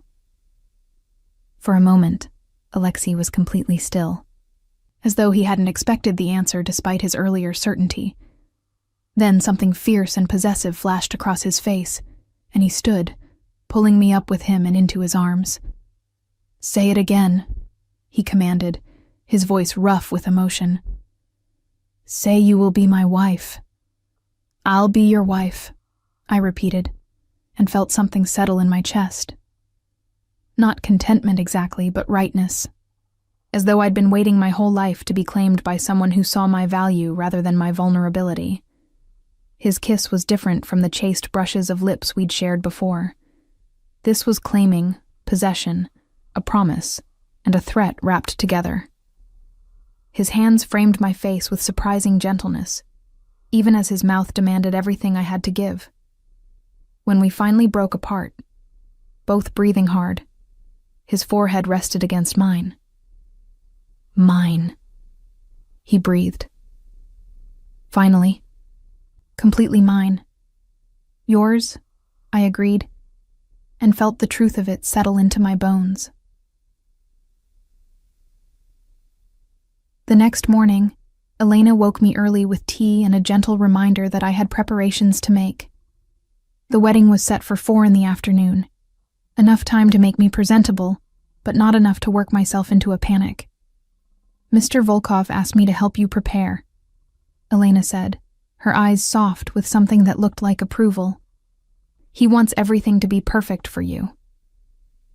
"It's just a small ceremony," I protested weakly. "It is your wedding day," she corrected firmly. "Small or large, it should be special." She helped me shower and style my hair, leaving it down in loose waves rather than the severe updos I usually wore for work.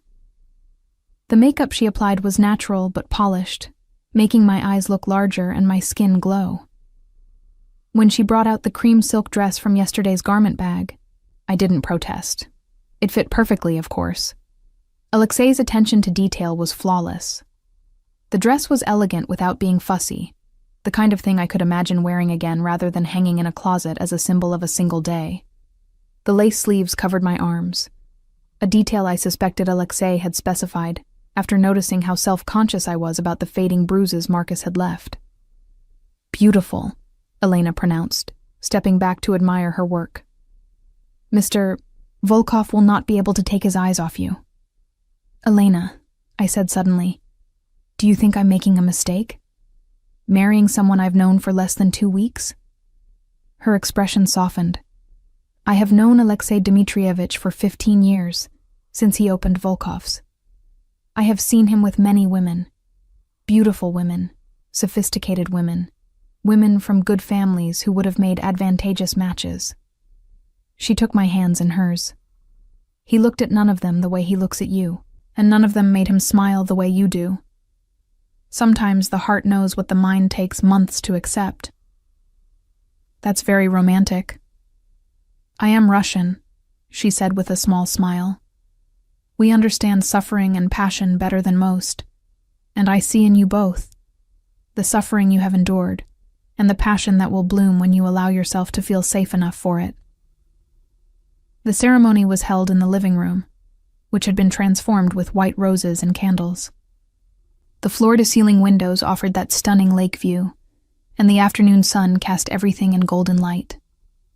There were perhaps 20 people present: Mikhail and Elena, Dmitri and Pavel, a few other men I recognized from the restaurant, and their wives.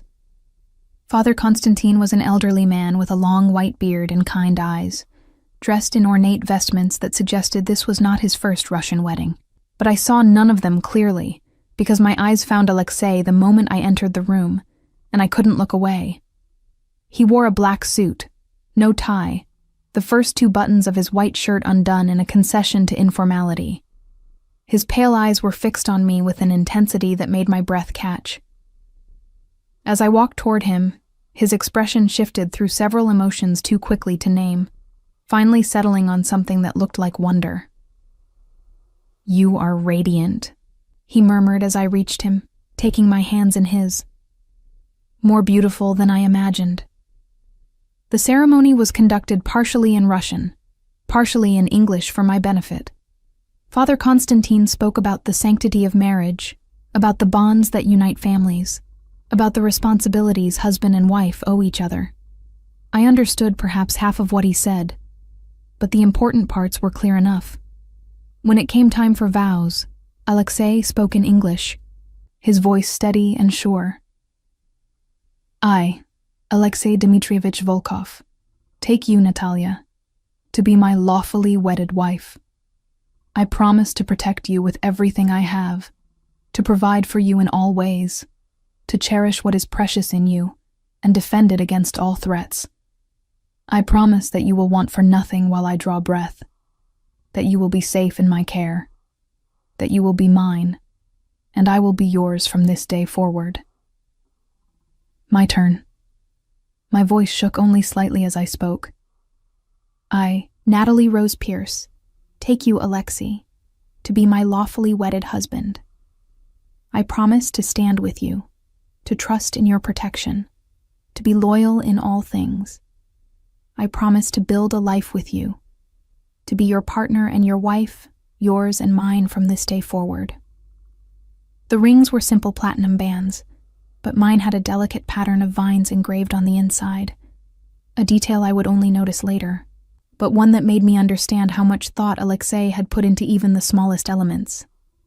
"By the power vested in me by God and the Church," Father Constantine intoned, "I pronounce you husband and wife. May your union be blessed with health, happiness, and many years together." Alexei didn't wait for permission. His hands framed my face, and he kissed me with a possessive certainty that made several of the guests chuckle. When he finally pulled back, both of us breathing hard, he whispered against my lips, "Mine. Finally, legally, mine." "Yours," I agreed, and felt the weight of the commitment settle over me like a mantle. The celebration that followed was warm and genuine. Elena had prepared traditional Russian foods, a feast of blini and caviar, pelmeni and beef stroganoff, honey cakes and compote.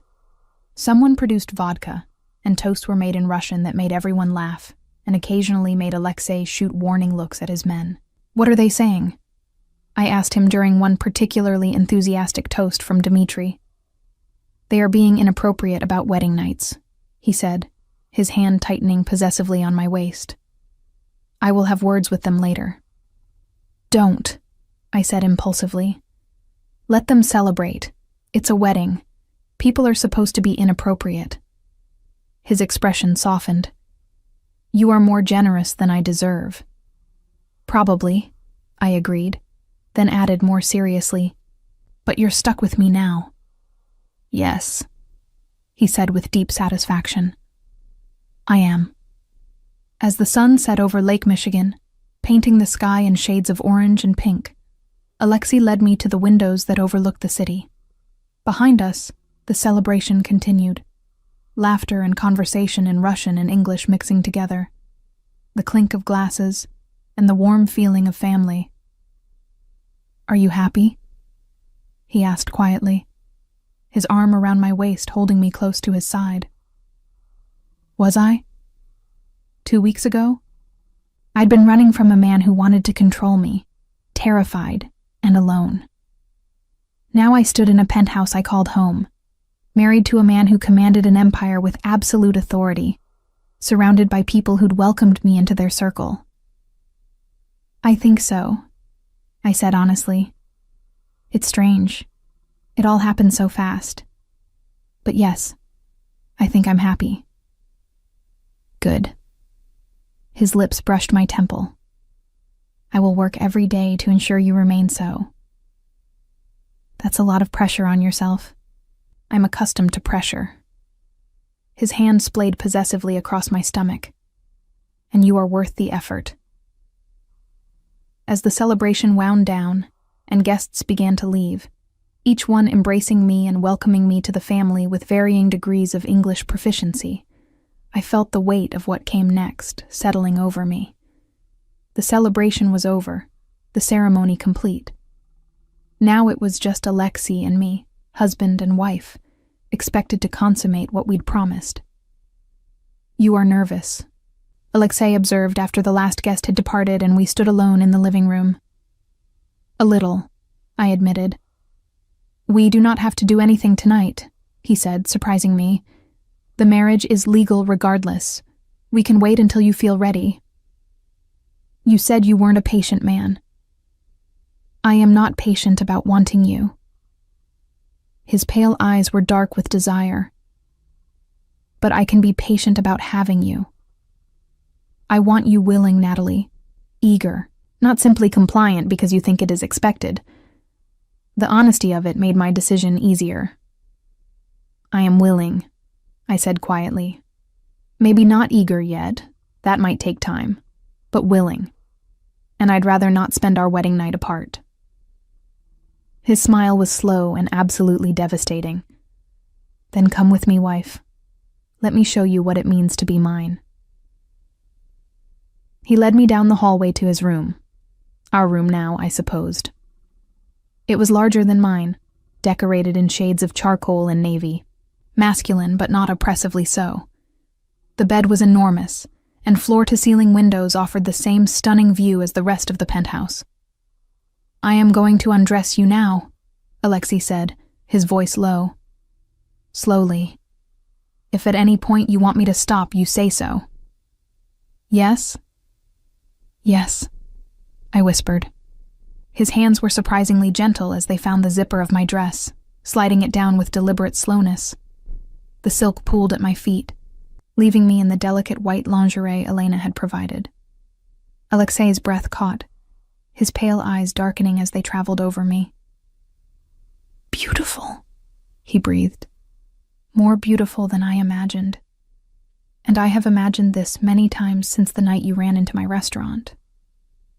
He undressed himself with efficient movements, revealing a body that was exactly what I'd suspected.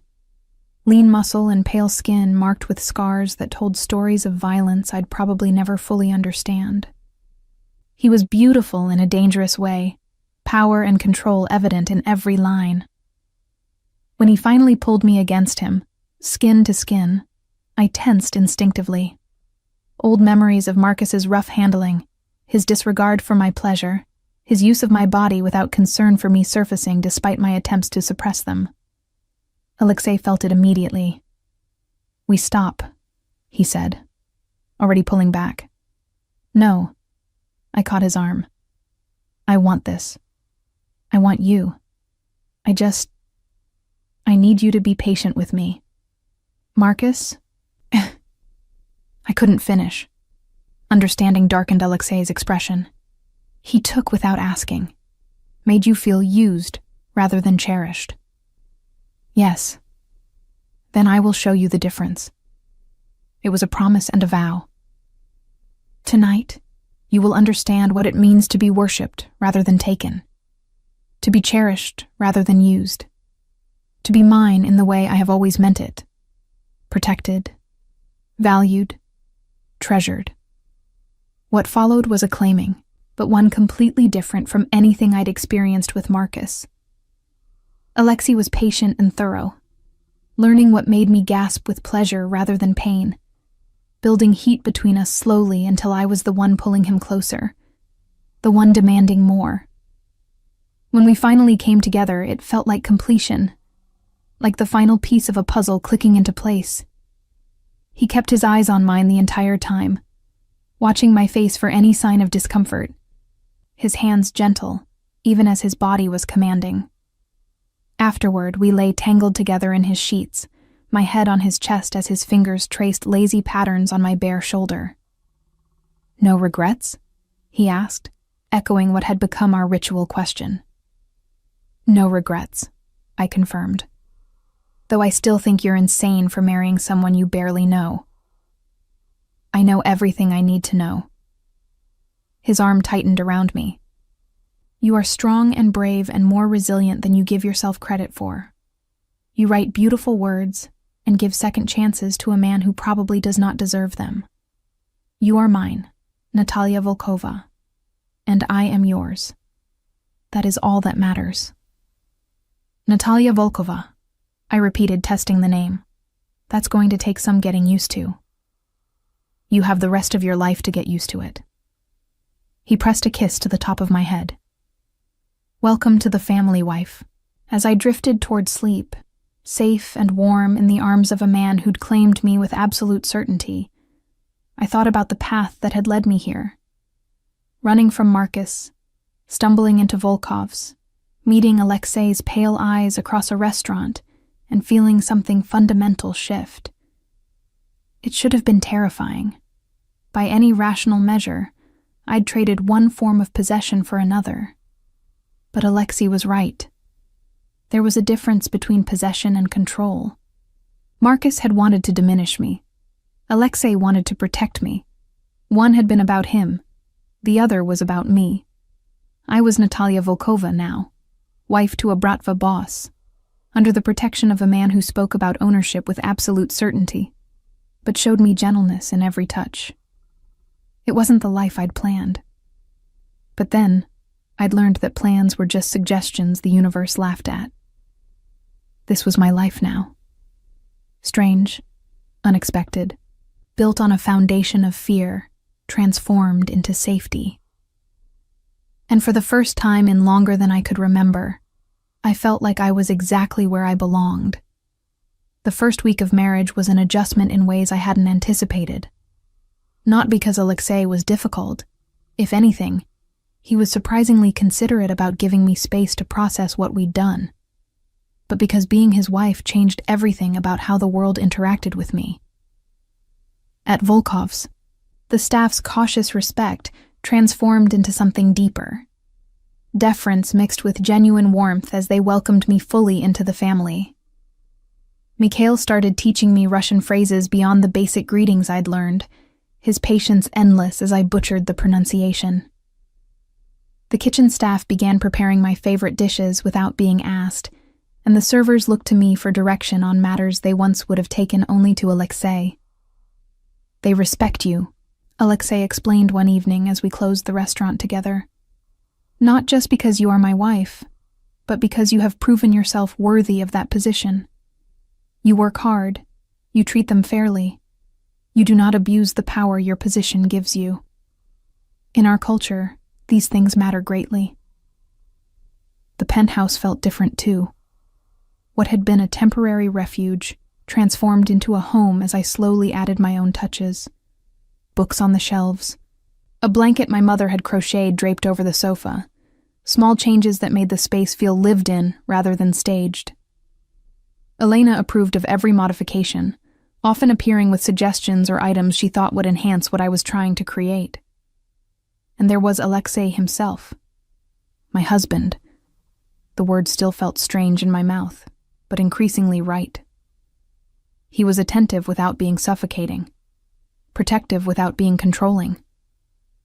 He encouraged my writing, often reading passages I was brave enough to share, and offering thoughtful feedback that showed he understood what I was trying to achieve. "This character," he said one morning, pointing to a section of my manuscript. "He is too soft. A man in his position would not hesitate as much. He would act decisively, even if the action troubled him later." "You're saying I should make him more like you," I observed. His smile was slow. "I am saying you should make him realistic. Men who survive in dangerous worlds do not survive by being indecisive. They may have doubts, I certainly do, but they act despite them." The intimacy between us deepened gradually. After our wedding night, we fell into an easy physical rhythm, some nights passionate and intense, others gentle and slow, occasionally simply falling asleep in each other's arms, too exhausted from the day's demands for anything more than closeness. He learned my body with the same methodical attention he applied to everything, discovering what made me gasp and arch into him, what touches soothed rather than aroused. And I learned his, the old bullet wound on his shoulder that ached in cold weather, the scar on his ribs from a knife fight he'd never fully explained. the way his breath hitched when I kissed the spot just below his ear. "You are smiling," he observed one evening as we lay tangled together, moonlight streaming through the windows. "I was just thinking how strange this is," I admitted. 3 weeks ago, I didn't know you existed. Now I can't imagine my life without you in it.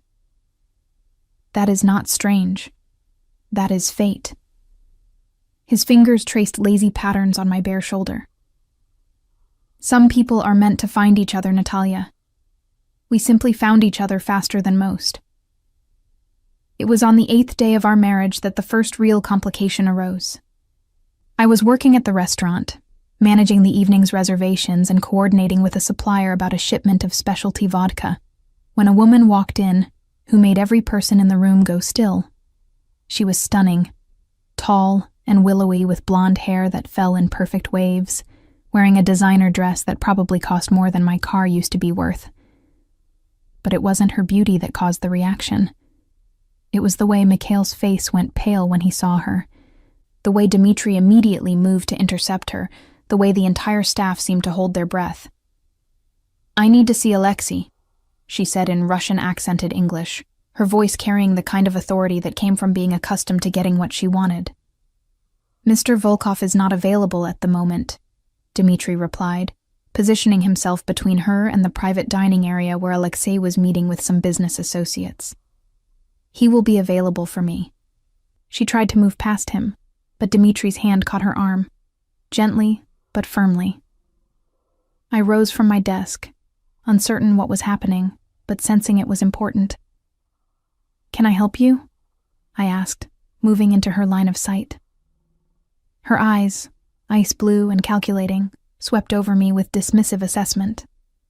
"And who are you?" "Natalia Volkova," I said, using my married name deliberately. "Alexei's wife." The shock that crossed her face was quickly masked, but not before I saw genuine surprise. "Wife? Alexei married?" She laughed, but it sounded brittle. "That is impossible. He has never even considered marriage." "Nevertheless," I said, keeping my voice calm despite the anxiety rising in my chest. "We were married last Sunday.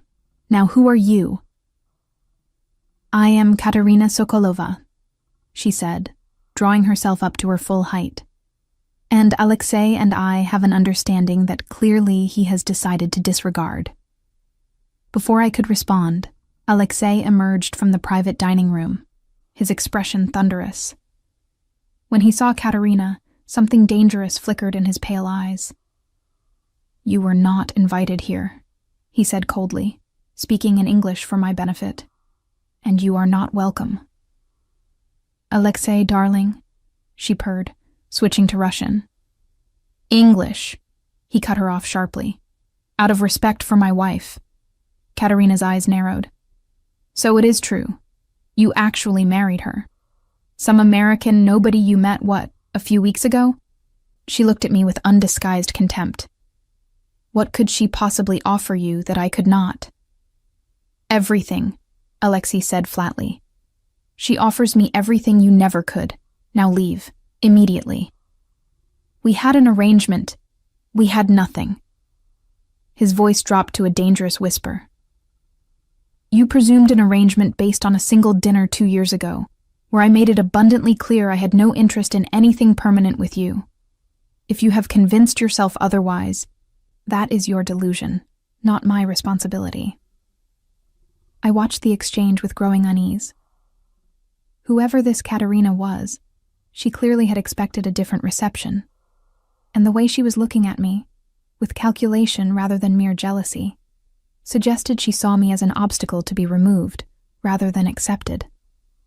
"This is not over, Alexei," she said quietly, switching back to Russian for one final barb before turning on her expensive heels and stalking out. Silence fell over the restaurant. Alexei's jaw was tight with barely controlled anger, and several of his men had materialized from various corners, drawn by the confrontation. "Mikhail," Alexei said, his voice deadly calm. "Ensure that Katerina Sokolova's name is added to the list of persons not welcome in any of my establishments.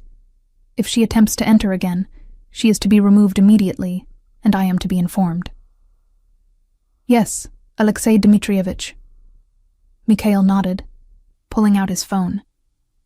Alexei turned to me, his expression softening slightly. Come. We will talk privately. He led me to his office and closed the door firmly behind us.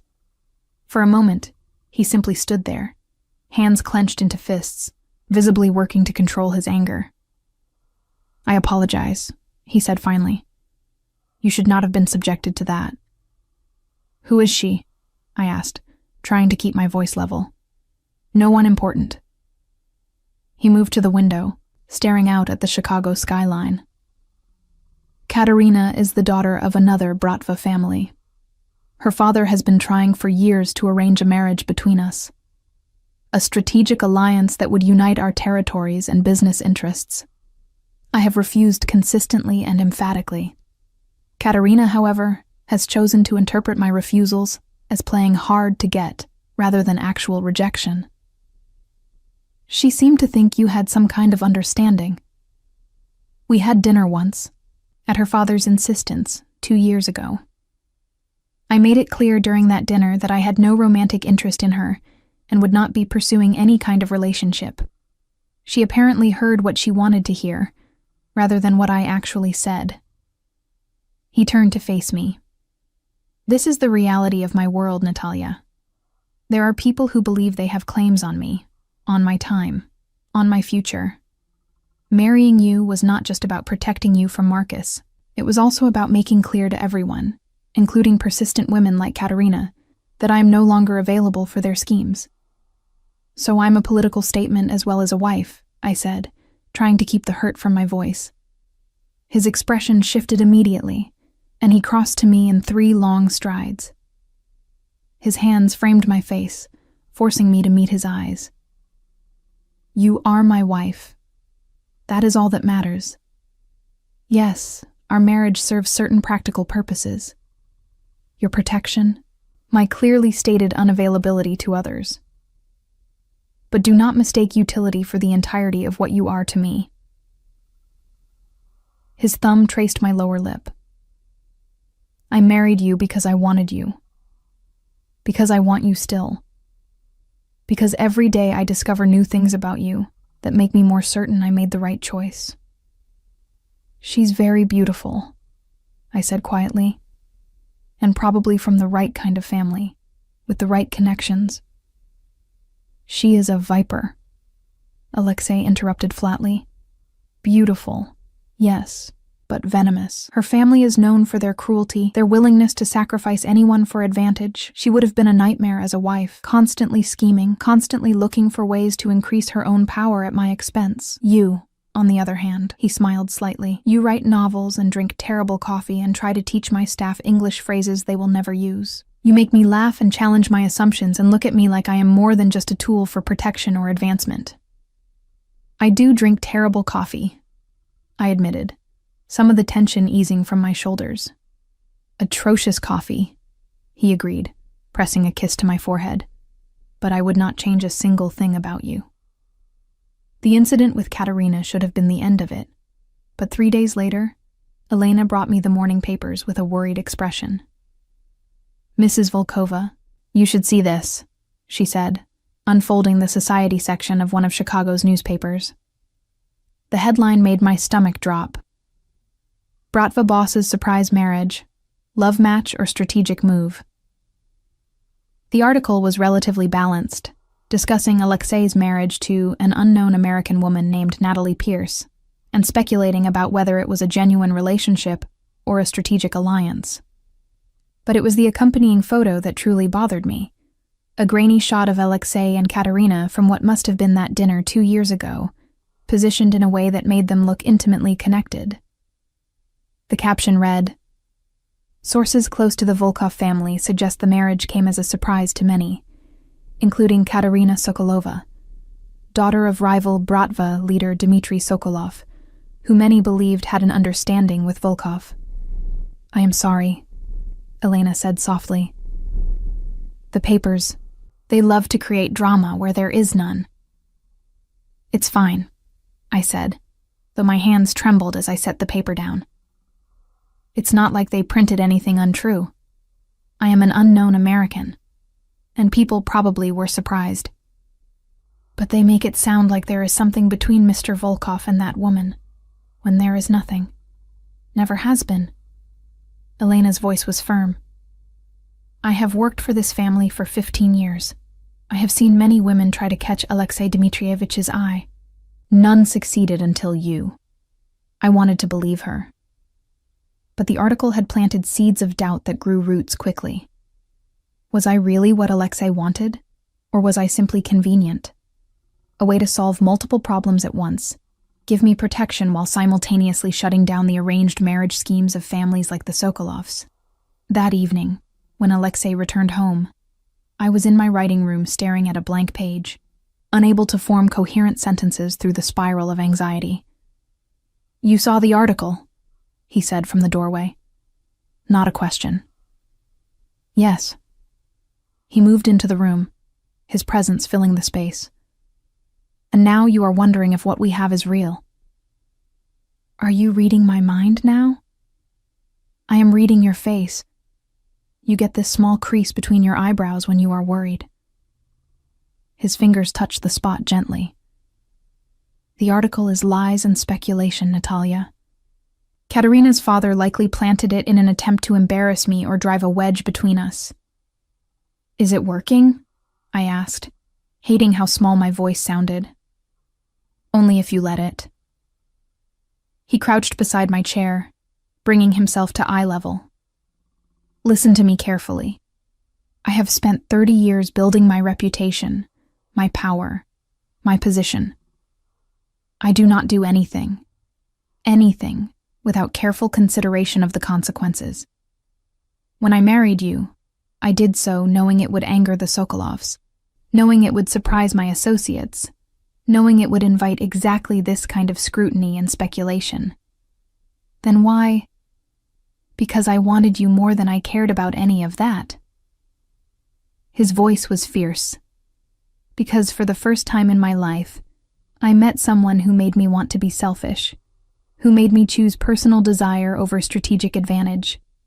If I had wanted to marry for politics, I would have accepted one of the dozen offers I have received over the years. I married you because you are what I want, Natalia. Not despite the complications, but because you are worth every complication. Tears pricked my eyes. I'm not used to being wanted for myself. Marcus wanted me because I made him feel powerful. I've spent so long being afraid of being wanted that I don't know how to accept that it might be real. Then let me help you learn. He pulled me from the chair and into his arms, holding me close against his chest, where I could hear the steady beat of his heart. "Every day I will show you what it means to be wanted, to be valued, to be cherished, until you believe it in your bones the way I know it in mine." That's a lot of pressure on yourself. I am accustomed to pressure. His lips brushed the top of my head. And you, wife, are worth the effort.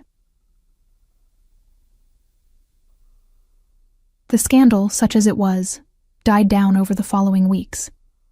Alexei made a point of being seen with me in public, at restaurants, at charity events, at the opera where I fell asleep during the second act, and he found it adorable rather than embarrassing. Each appearance sent a clear message. This marriage was real, permanent, not open to speculation or interference. But it was a different kind of appearance that truly cemented my place in Alexei's world. 6 weeks after our wedding, he informed me we would be attending a gathering of the Bratva families, an annual meeting where business was discussed and alliances were maintained.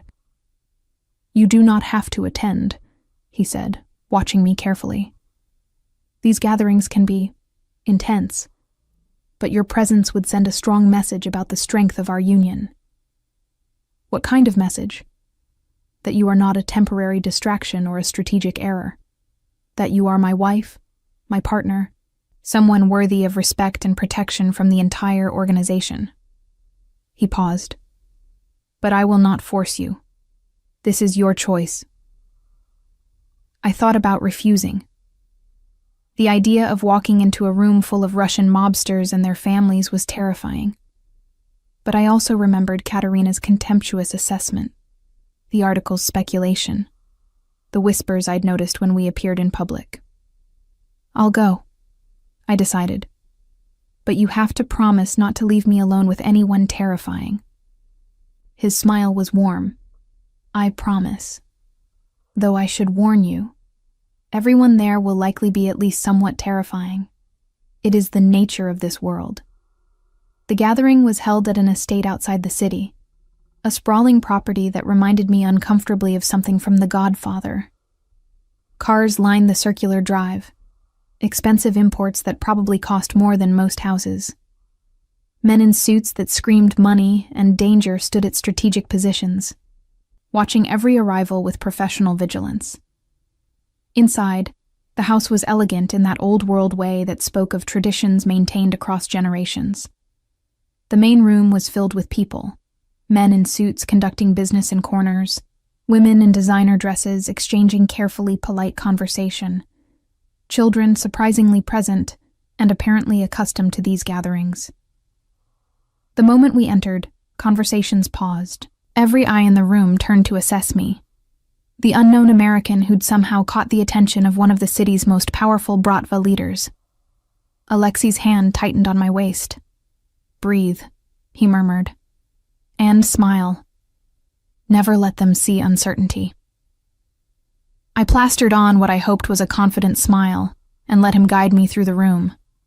He introduced me to what felt like hundreds of people, names and faces blurring together in a parade of polite assessments and measuring glances. But it was the elderly man sitting in a place of honor near the fireplace who truly captured my attention. He had to be in his 80s, with silver hair and eyes that were still sharp despite his age. When Alexei approached him, his entire demeanor shifted to one of genuine respect. "Uncle Mikhail," he said in Russian, then switched to English. "May I present my wife, Natalia?" "So," the old man said, his English heavily accented but clear, "this is the woman who finally caught the uncatchable Alexei Volkov." His eyes swept over me with an assessment that felt like being X-rayed. "Come closer, girl. Let me see what you are made of." I approached, trying not to show my nervousness. He studied me for a long moment, then made a sound that might have been approval. "You have kind eyes," he pronounced, "but also strength. Good. Alexei needs someone strong enough to stand beside him, not simply someone who will follow behind." He glanced at Alexei. "You chose well, nephew. Better than all the vapid society girls your mother kept trying to force on you." "Thank you, uncle." Alexei's voice carried genuine warmth. "Now go, conduct your business. Let me speak with your wife alone." Alexei hesitated, clearly torn between respecting his elder and protecting me. I squeezed his hand. "It's fine. Go." After he left reluctantly, the old man gestured to the chair beside him. "Sit. Tell me how you met my nephew, and do not give me whatever sanitized version he has been telling people. I want the truth." So I told him. About Marcus. About running into the restaurant in terror. About Alexei's immediate and absolute decision that I was his to protect. About the whirlwind courtship and the quick marriage and the strangeness of going from being afraid to being safe in the span of 2 weeks. Uncle Mikhail listened without interruption, his expression revealing nothing. When I finished, he was quiet for a long moment. "My nephew is a good man," he said finally. "A hard man, a dangerous man, but good at his core. His grandfather, my brother, would be proud of what he has built." He paused. "But he has also been alone for too long, has isolated himself behind walls of power and fear. I am glad you broke through those walls, Natalia Volkova. I think you will be good for him." "I hope so," I said honestly. "You already are." He smiled, the expression softening his weathered features. I have not seen him smile genuinely in years. Today, walking in with you, he smiled 3 times before he even reached me. That is what you have given him, the ability to find joy in something beyond power and duty. The evening progressed with surprising ease after that. Having Uncle Mikhail's approval seemed to ease the scrutiny from others. Women who'd been coolly assessing began to approach with genuine friendliness, sharing stories about their own marriages into bratva families, and offering advice about navigating this complicated world. It was near the end of the evening when Katerina Sokolova appeared. She swept into the room like she owned it, wearing a dress that was simultaneously elegant and provocative, her blonde hair arranged in a style that probably took hours to achieve. Several people greeted her with the kind of cautious respect that suggested her father's power was real and present. Her eyes found me across the room, and I saw calculation flash across her face before she smiled and began moving in my direction. "So we meet again," she said, her voice carrying just enough to attract attention from those nearby. "Mrs. Volkova, was it?" "Yes," I said, keeping my voice steady despite my racing heart. "How lovely that Alexei finally married."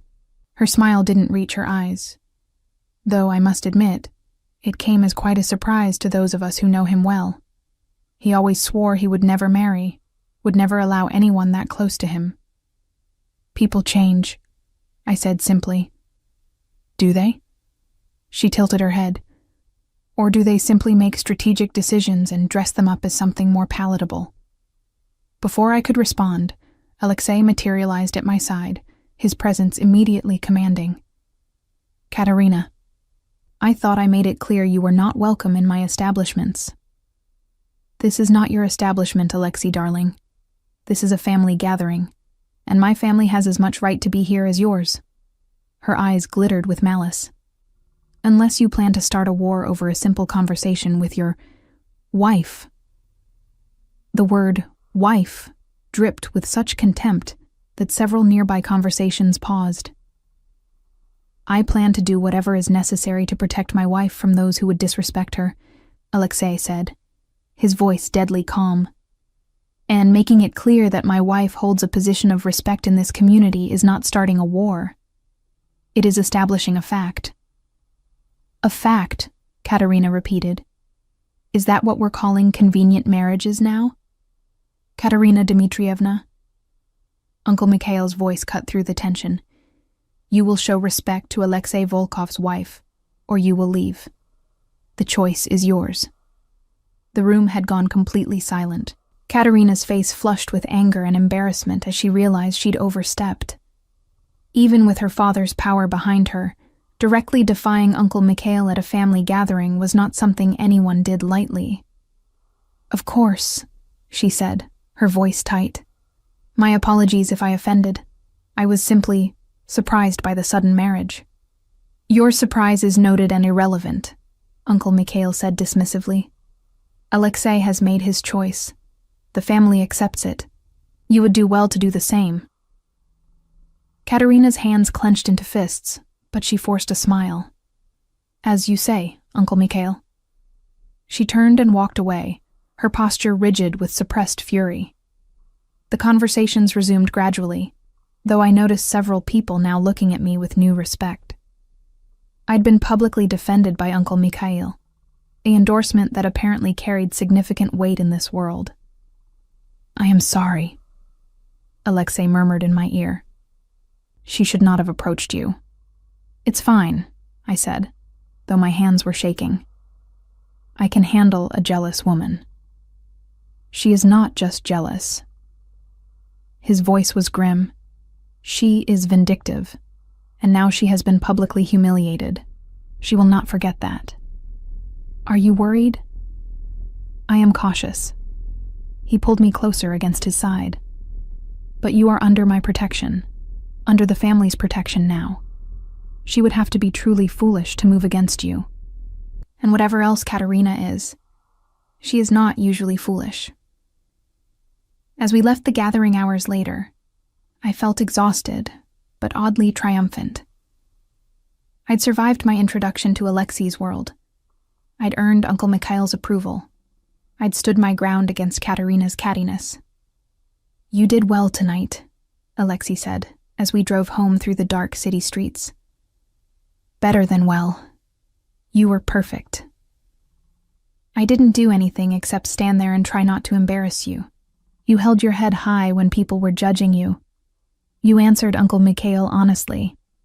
You did not back down from Katerina even though she outranks you in terms of family connections.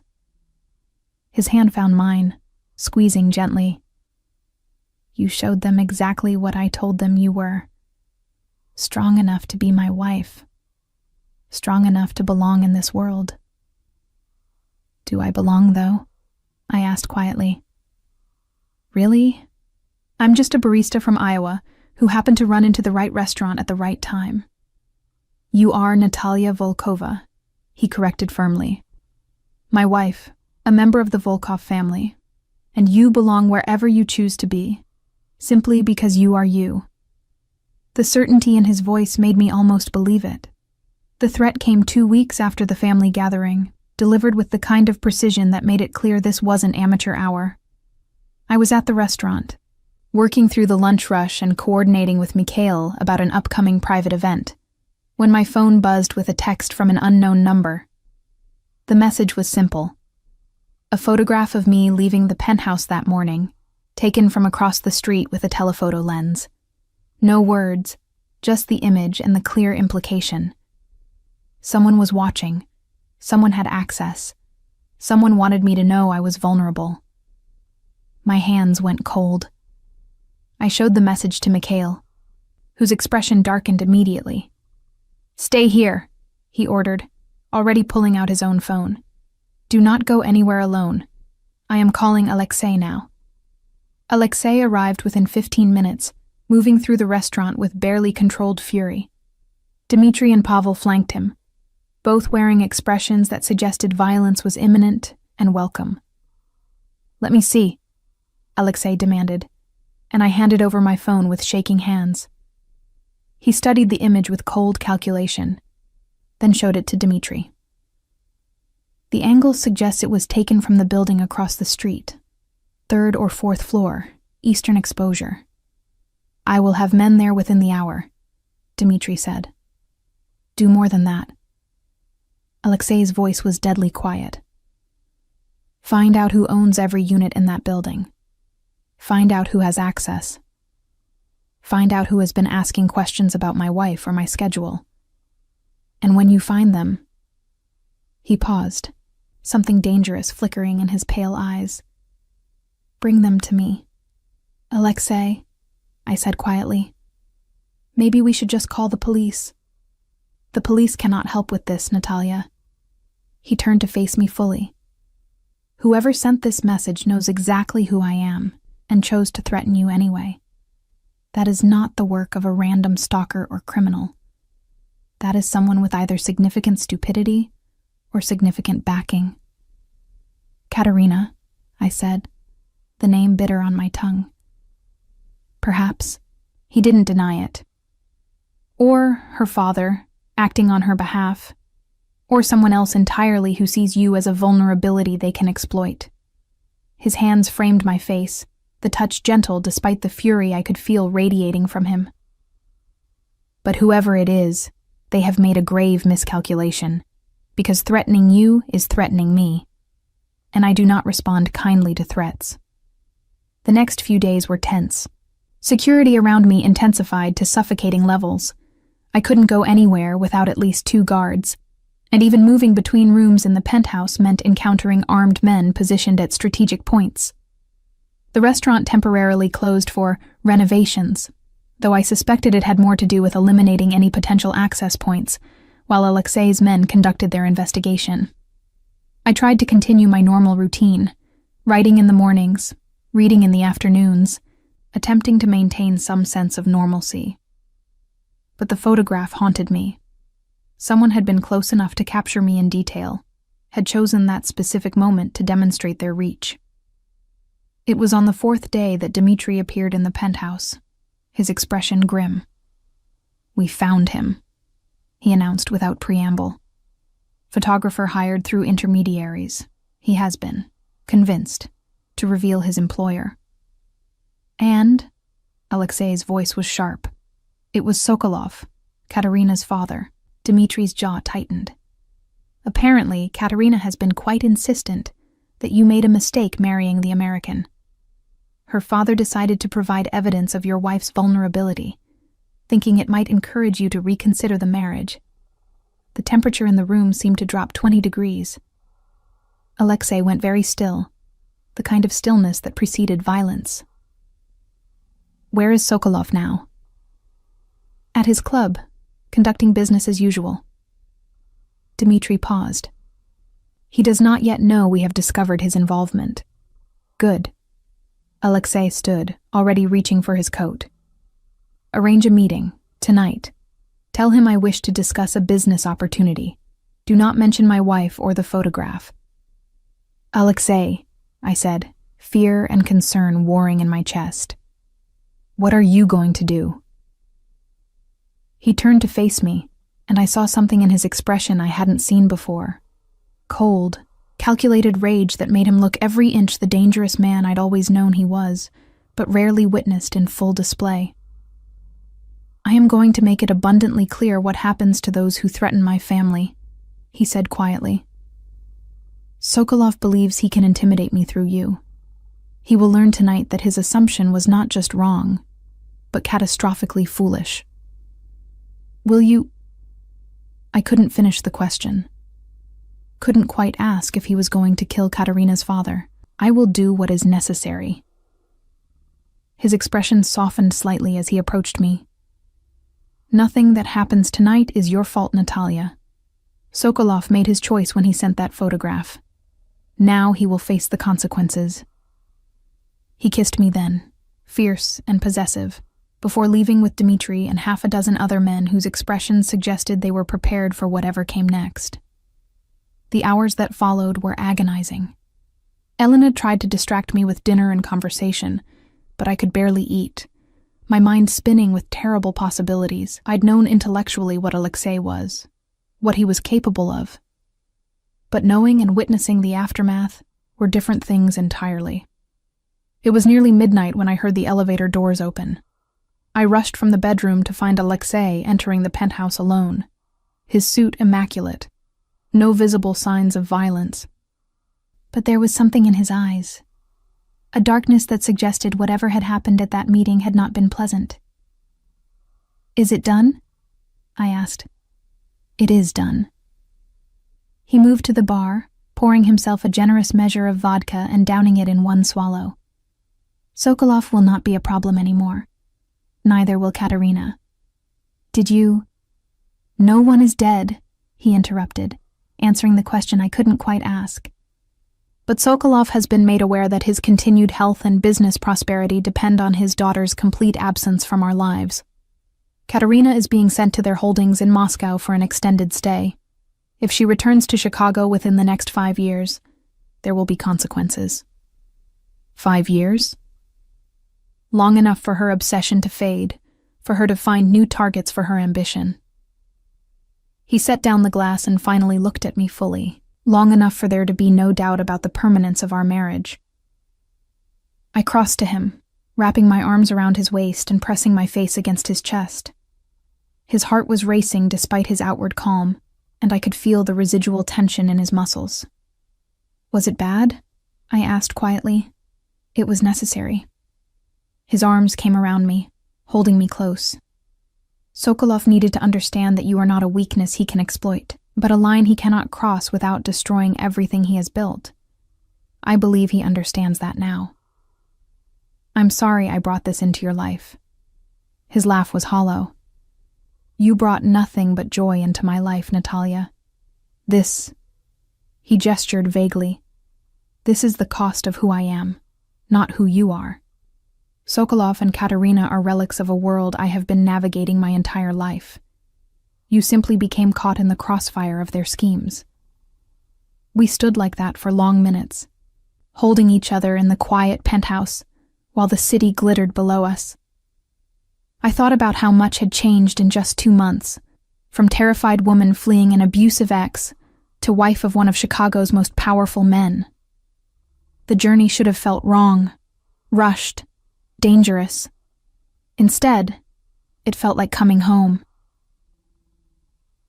The weeks that followed brought a new kind of peace. With Katerina exiled and Sokolov chastened, the scrutiny and tension that had surrounded our marriage eased considerably. I was able to move more freely, the security still present, but less suffocating. The restaurant reopened with a party that felt more like a celebration of survival than simple business. The staff welcomed me back with genuine warmth, and I found myself settling more comfortably into the role of owner's wife. Not just a figurehead, but someone who contributed, who worked alongside them, who had earned their respect through actions rather than simply marriage. My writing progressed too. The novel that had languished unfinished for 3 years suddenly flowed freely, perhaps because I finally understood what I'd been trying to say about strength and vulnerability, about choosing protection without surrendering autonomy, about finding power in accepting help rather than insisting on complete independence. Alexei read each new chapter with genuine interest, offering feedback that showed he understood not just the plot, but the themes I was exploring. "This is good," he said one evening, setting down the latest pages. "Really good. You should let me send it to the publisher I mentioned." "It's not finished yet," I protested. "Then finish it." His smile was warm. "I have confidence in you, wife. You will complete this, and it will be excellent. And people will read it and understand what I have known since the beginning. That you are brilliant and talented and worthy of being seen." The casual certainty in his voice made my throat tight with emotion. Marcus had mocked my writing, had told me I was wasting my time on foolish dreams. Alexei treated it like the most natural thing in the world that I would succeed. It was in early December, 3 months after our wedding, that I realized I'd missed my period. I stared at the pregnancy test in the pharmacy, heart hammering. Alexei and I hadn't been particularly careful. He'd mentioned wanting children eventually, and I hadn't been opposed. But eventually and now were very different things. I bought 3 tests, just to be sure, and took them in the privacy of my writing room while Alexei was at a business meeting. All 3 showed the same result. Positive. I was pregnant. With Alexei Volkov's child. The realization brought a complex swirl of emotions: joy, terror, excitement, anxiety. We'd only been married 3 months. I was still adjusting to being a wife. Was I ready to be a mother? Was our marriage strong enough yet to handle this? But underneath the anxiety was something else, a deep certainty that this was right. That carrying Alexei's child was not a complication, but a completion. I was still processing when I heard the elevator doors open, signaling Alexei's return. I hastily shoved the pregnancy tests into a drawer, uncertain if I was ready to share the news yet. "Natalia?" he called. "Where are you?" "Writing room," I answered, trying to keep my voice normal. He appeared in the doorway, and his eyes immediately sharpened with concern. "What is wrong?" "Nothing," I said automatically. Then, realizing I couldn't hide this, wouldn't want to hide this, I amended. "Actually something, but not bad. At least I don't think it's bad." He crossed to me in 3 strides, his hands finding my shoulders. "Tell me." I pulled out one of the pregnancy tests and held it up mutely. His eyes widened, dropping to the test, then to my stomach, then back to my face. "You are pregnant," I confirmed. "About 6 weeks, I think. I know we didn't plan this, and it's so soon after the wedding, and maybe we should have been more careful." He silenced me with a kiss that was fierce and joyful and completely overwhelming. When he pulled back, his pale eyes were bright with an emotion I'd rarely seen from him. Pure, uncomplicated happiness. "This is wonderful," he breathed. "Natalia, this is the best news you could have given me." "Really? You're not worried it's too soon?" "Too soon?" He laughed, the sound rich and full. "Wife, I claimed you as mine the moment you ran into my restaurant. I married you 2 weeks later. Nothing about our relationship has followed conventional timing. Why should starting our family be any different?" His hands moved to my stomach, flat still, but carrying our child. You are giving me something I never thought I would have. A real family. Not just the organization, not just the structure of power and obligation, but actual family. Children who will be loved, not simply trained. A home that is warm, not merely functional. Tears spilled down my cheeks at the raw emotion in his voice. You're really happy about this. I am happier than I have words to express. He pulled me close, one hand cradling the back of my head, the other still resting protectively over where our child grew. You have given me everything, Natalia Volkova. Safety from loneliness, purpose beyond power, and now, a future that is not just mine, but ours. The pregnancy was announced to the family 3 weeks later, once we'd passed the first trimester and confirmed everything was progressing normally. Uncle Mikhail actually cried, which Elena informed me was unprecedented. The organization treated it like the birth of royalty, which I supposed in their world it was. The next generation of Volkov leadership. Dmitry assigned additional security specifically focused on me and the baby. Dr. Sokolov, no relation to Katerina's family, thankfully, became my personal physician, making house calls and ensuring I had access to the best prenatal care available. But it was the small private moments that truly revealed how the pregnancy changed things. Alexei talking to my growing bump in Russian, his deep voice gentle as he told our child stories about his grandfather. Elena teaching me traditional Russian recipes, meant to ensure a healthy pregnancy. The staff at the restaurant treating me like precious cargo, refusing to let me lift anything heavier than a menu. You are spoiling me, I protested one evening as Alexei rubbed my feet, something that had become a nightly ritual. I am caring for the mother of my child, he corrected. There is a difference. Your grandfather would probably think you've gone soft. His smile was slow. My grandfather would be proud that I found someone worth going soft for. As spring arrived and my belly swelled with life, I found myself reflecting on the journey that had brought me here. I'd fled into Alexei's restaurant seeking escape from immediate danger, never imagining I'd find safety that extended beyond that single moment.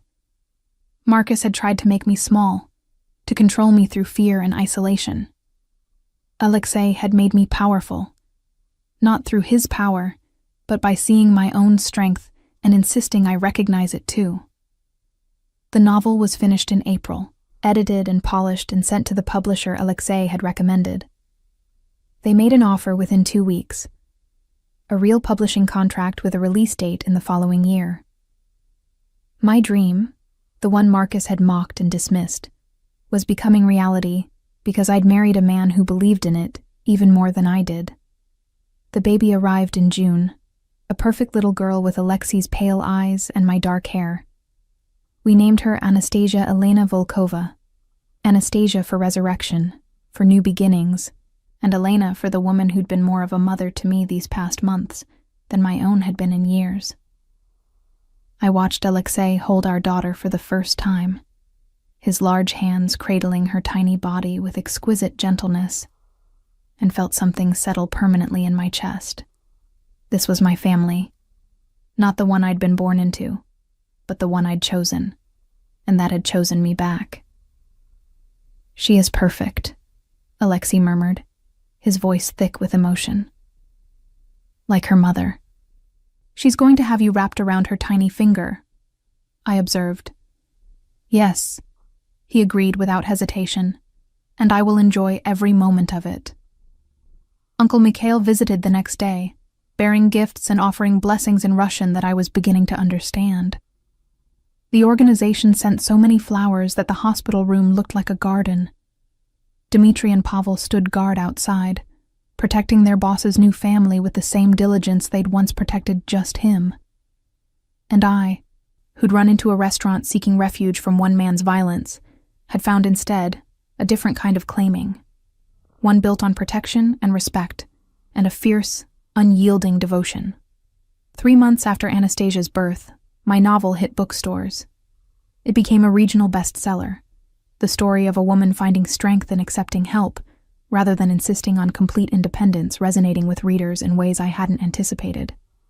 At the launch party Alexei insisted on hosting at the restaurant, I stood beside my husband holding our daughter and looked around at the life I'd built. The staff who'd become family, the organization that protected us, the man who'd claimed me as his, and then spent every day since proving he was worthy of that claim. "No regrets?" Alexei murmured, echoing that familiar question. "Not a single one," I answered honestly. "You?" His arm tightened around my waist as he pressed a kiss to my temple. "Only that I did not find you sooner. But perhaps that is how fate works. We find each other exactly when we need to." He was right. I'd needed escape, protection, safety. I'd found all of that and more. Love, partnership, a future I'd never dared to imagine. I'd run into his restaurant seeking refuge for a single night and found instead a home for a lifetime. Marcus had taught me to fear being owned. Alexei had taught me that being claimed by the right person, someone who saw your worth, protected your dreams, celebrated your strength, wasn't a cage. It was freedom. "I love you," I said, the words coming easily now after months of practice. "Я тебя люблю," he replied in Russian, then translated even though I now understood. "I love you, always and forever, my Natalia." As I looked around at everything we'd built, our family, our home, our future, I realized that sometimes the most dangerous thing you can do is also the bravest. Trust someone enough to let them protect you. To accept that needing help doesn't make you weak, and that real strength sometimes looks like surrender. I'd run from danger and found salvation. I'd accepted protection and found love. I'd allowed myself to be claimed and discovered that I'd been doing the claiming all along. Of this man, this life, this future that was ours together, and it was perfect.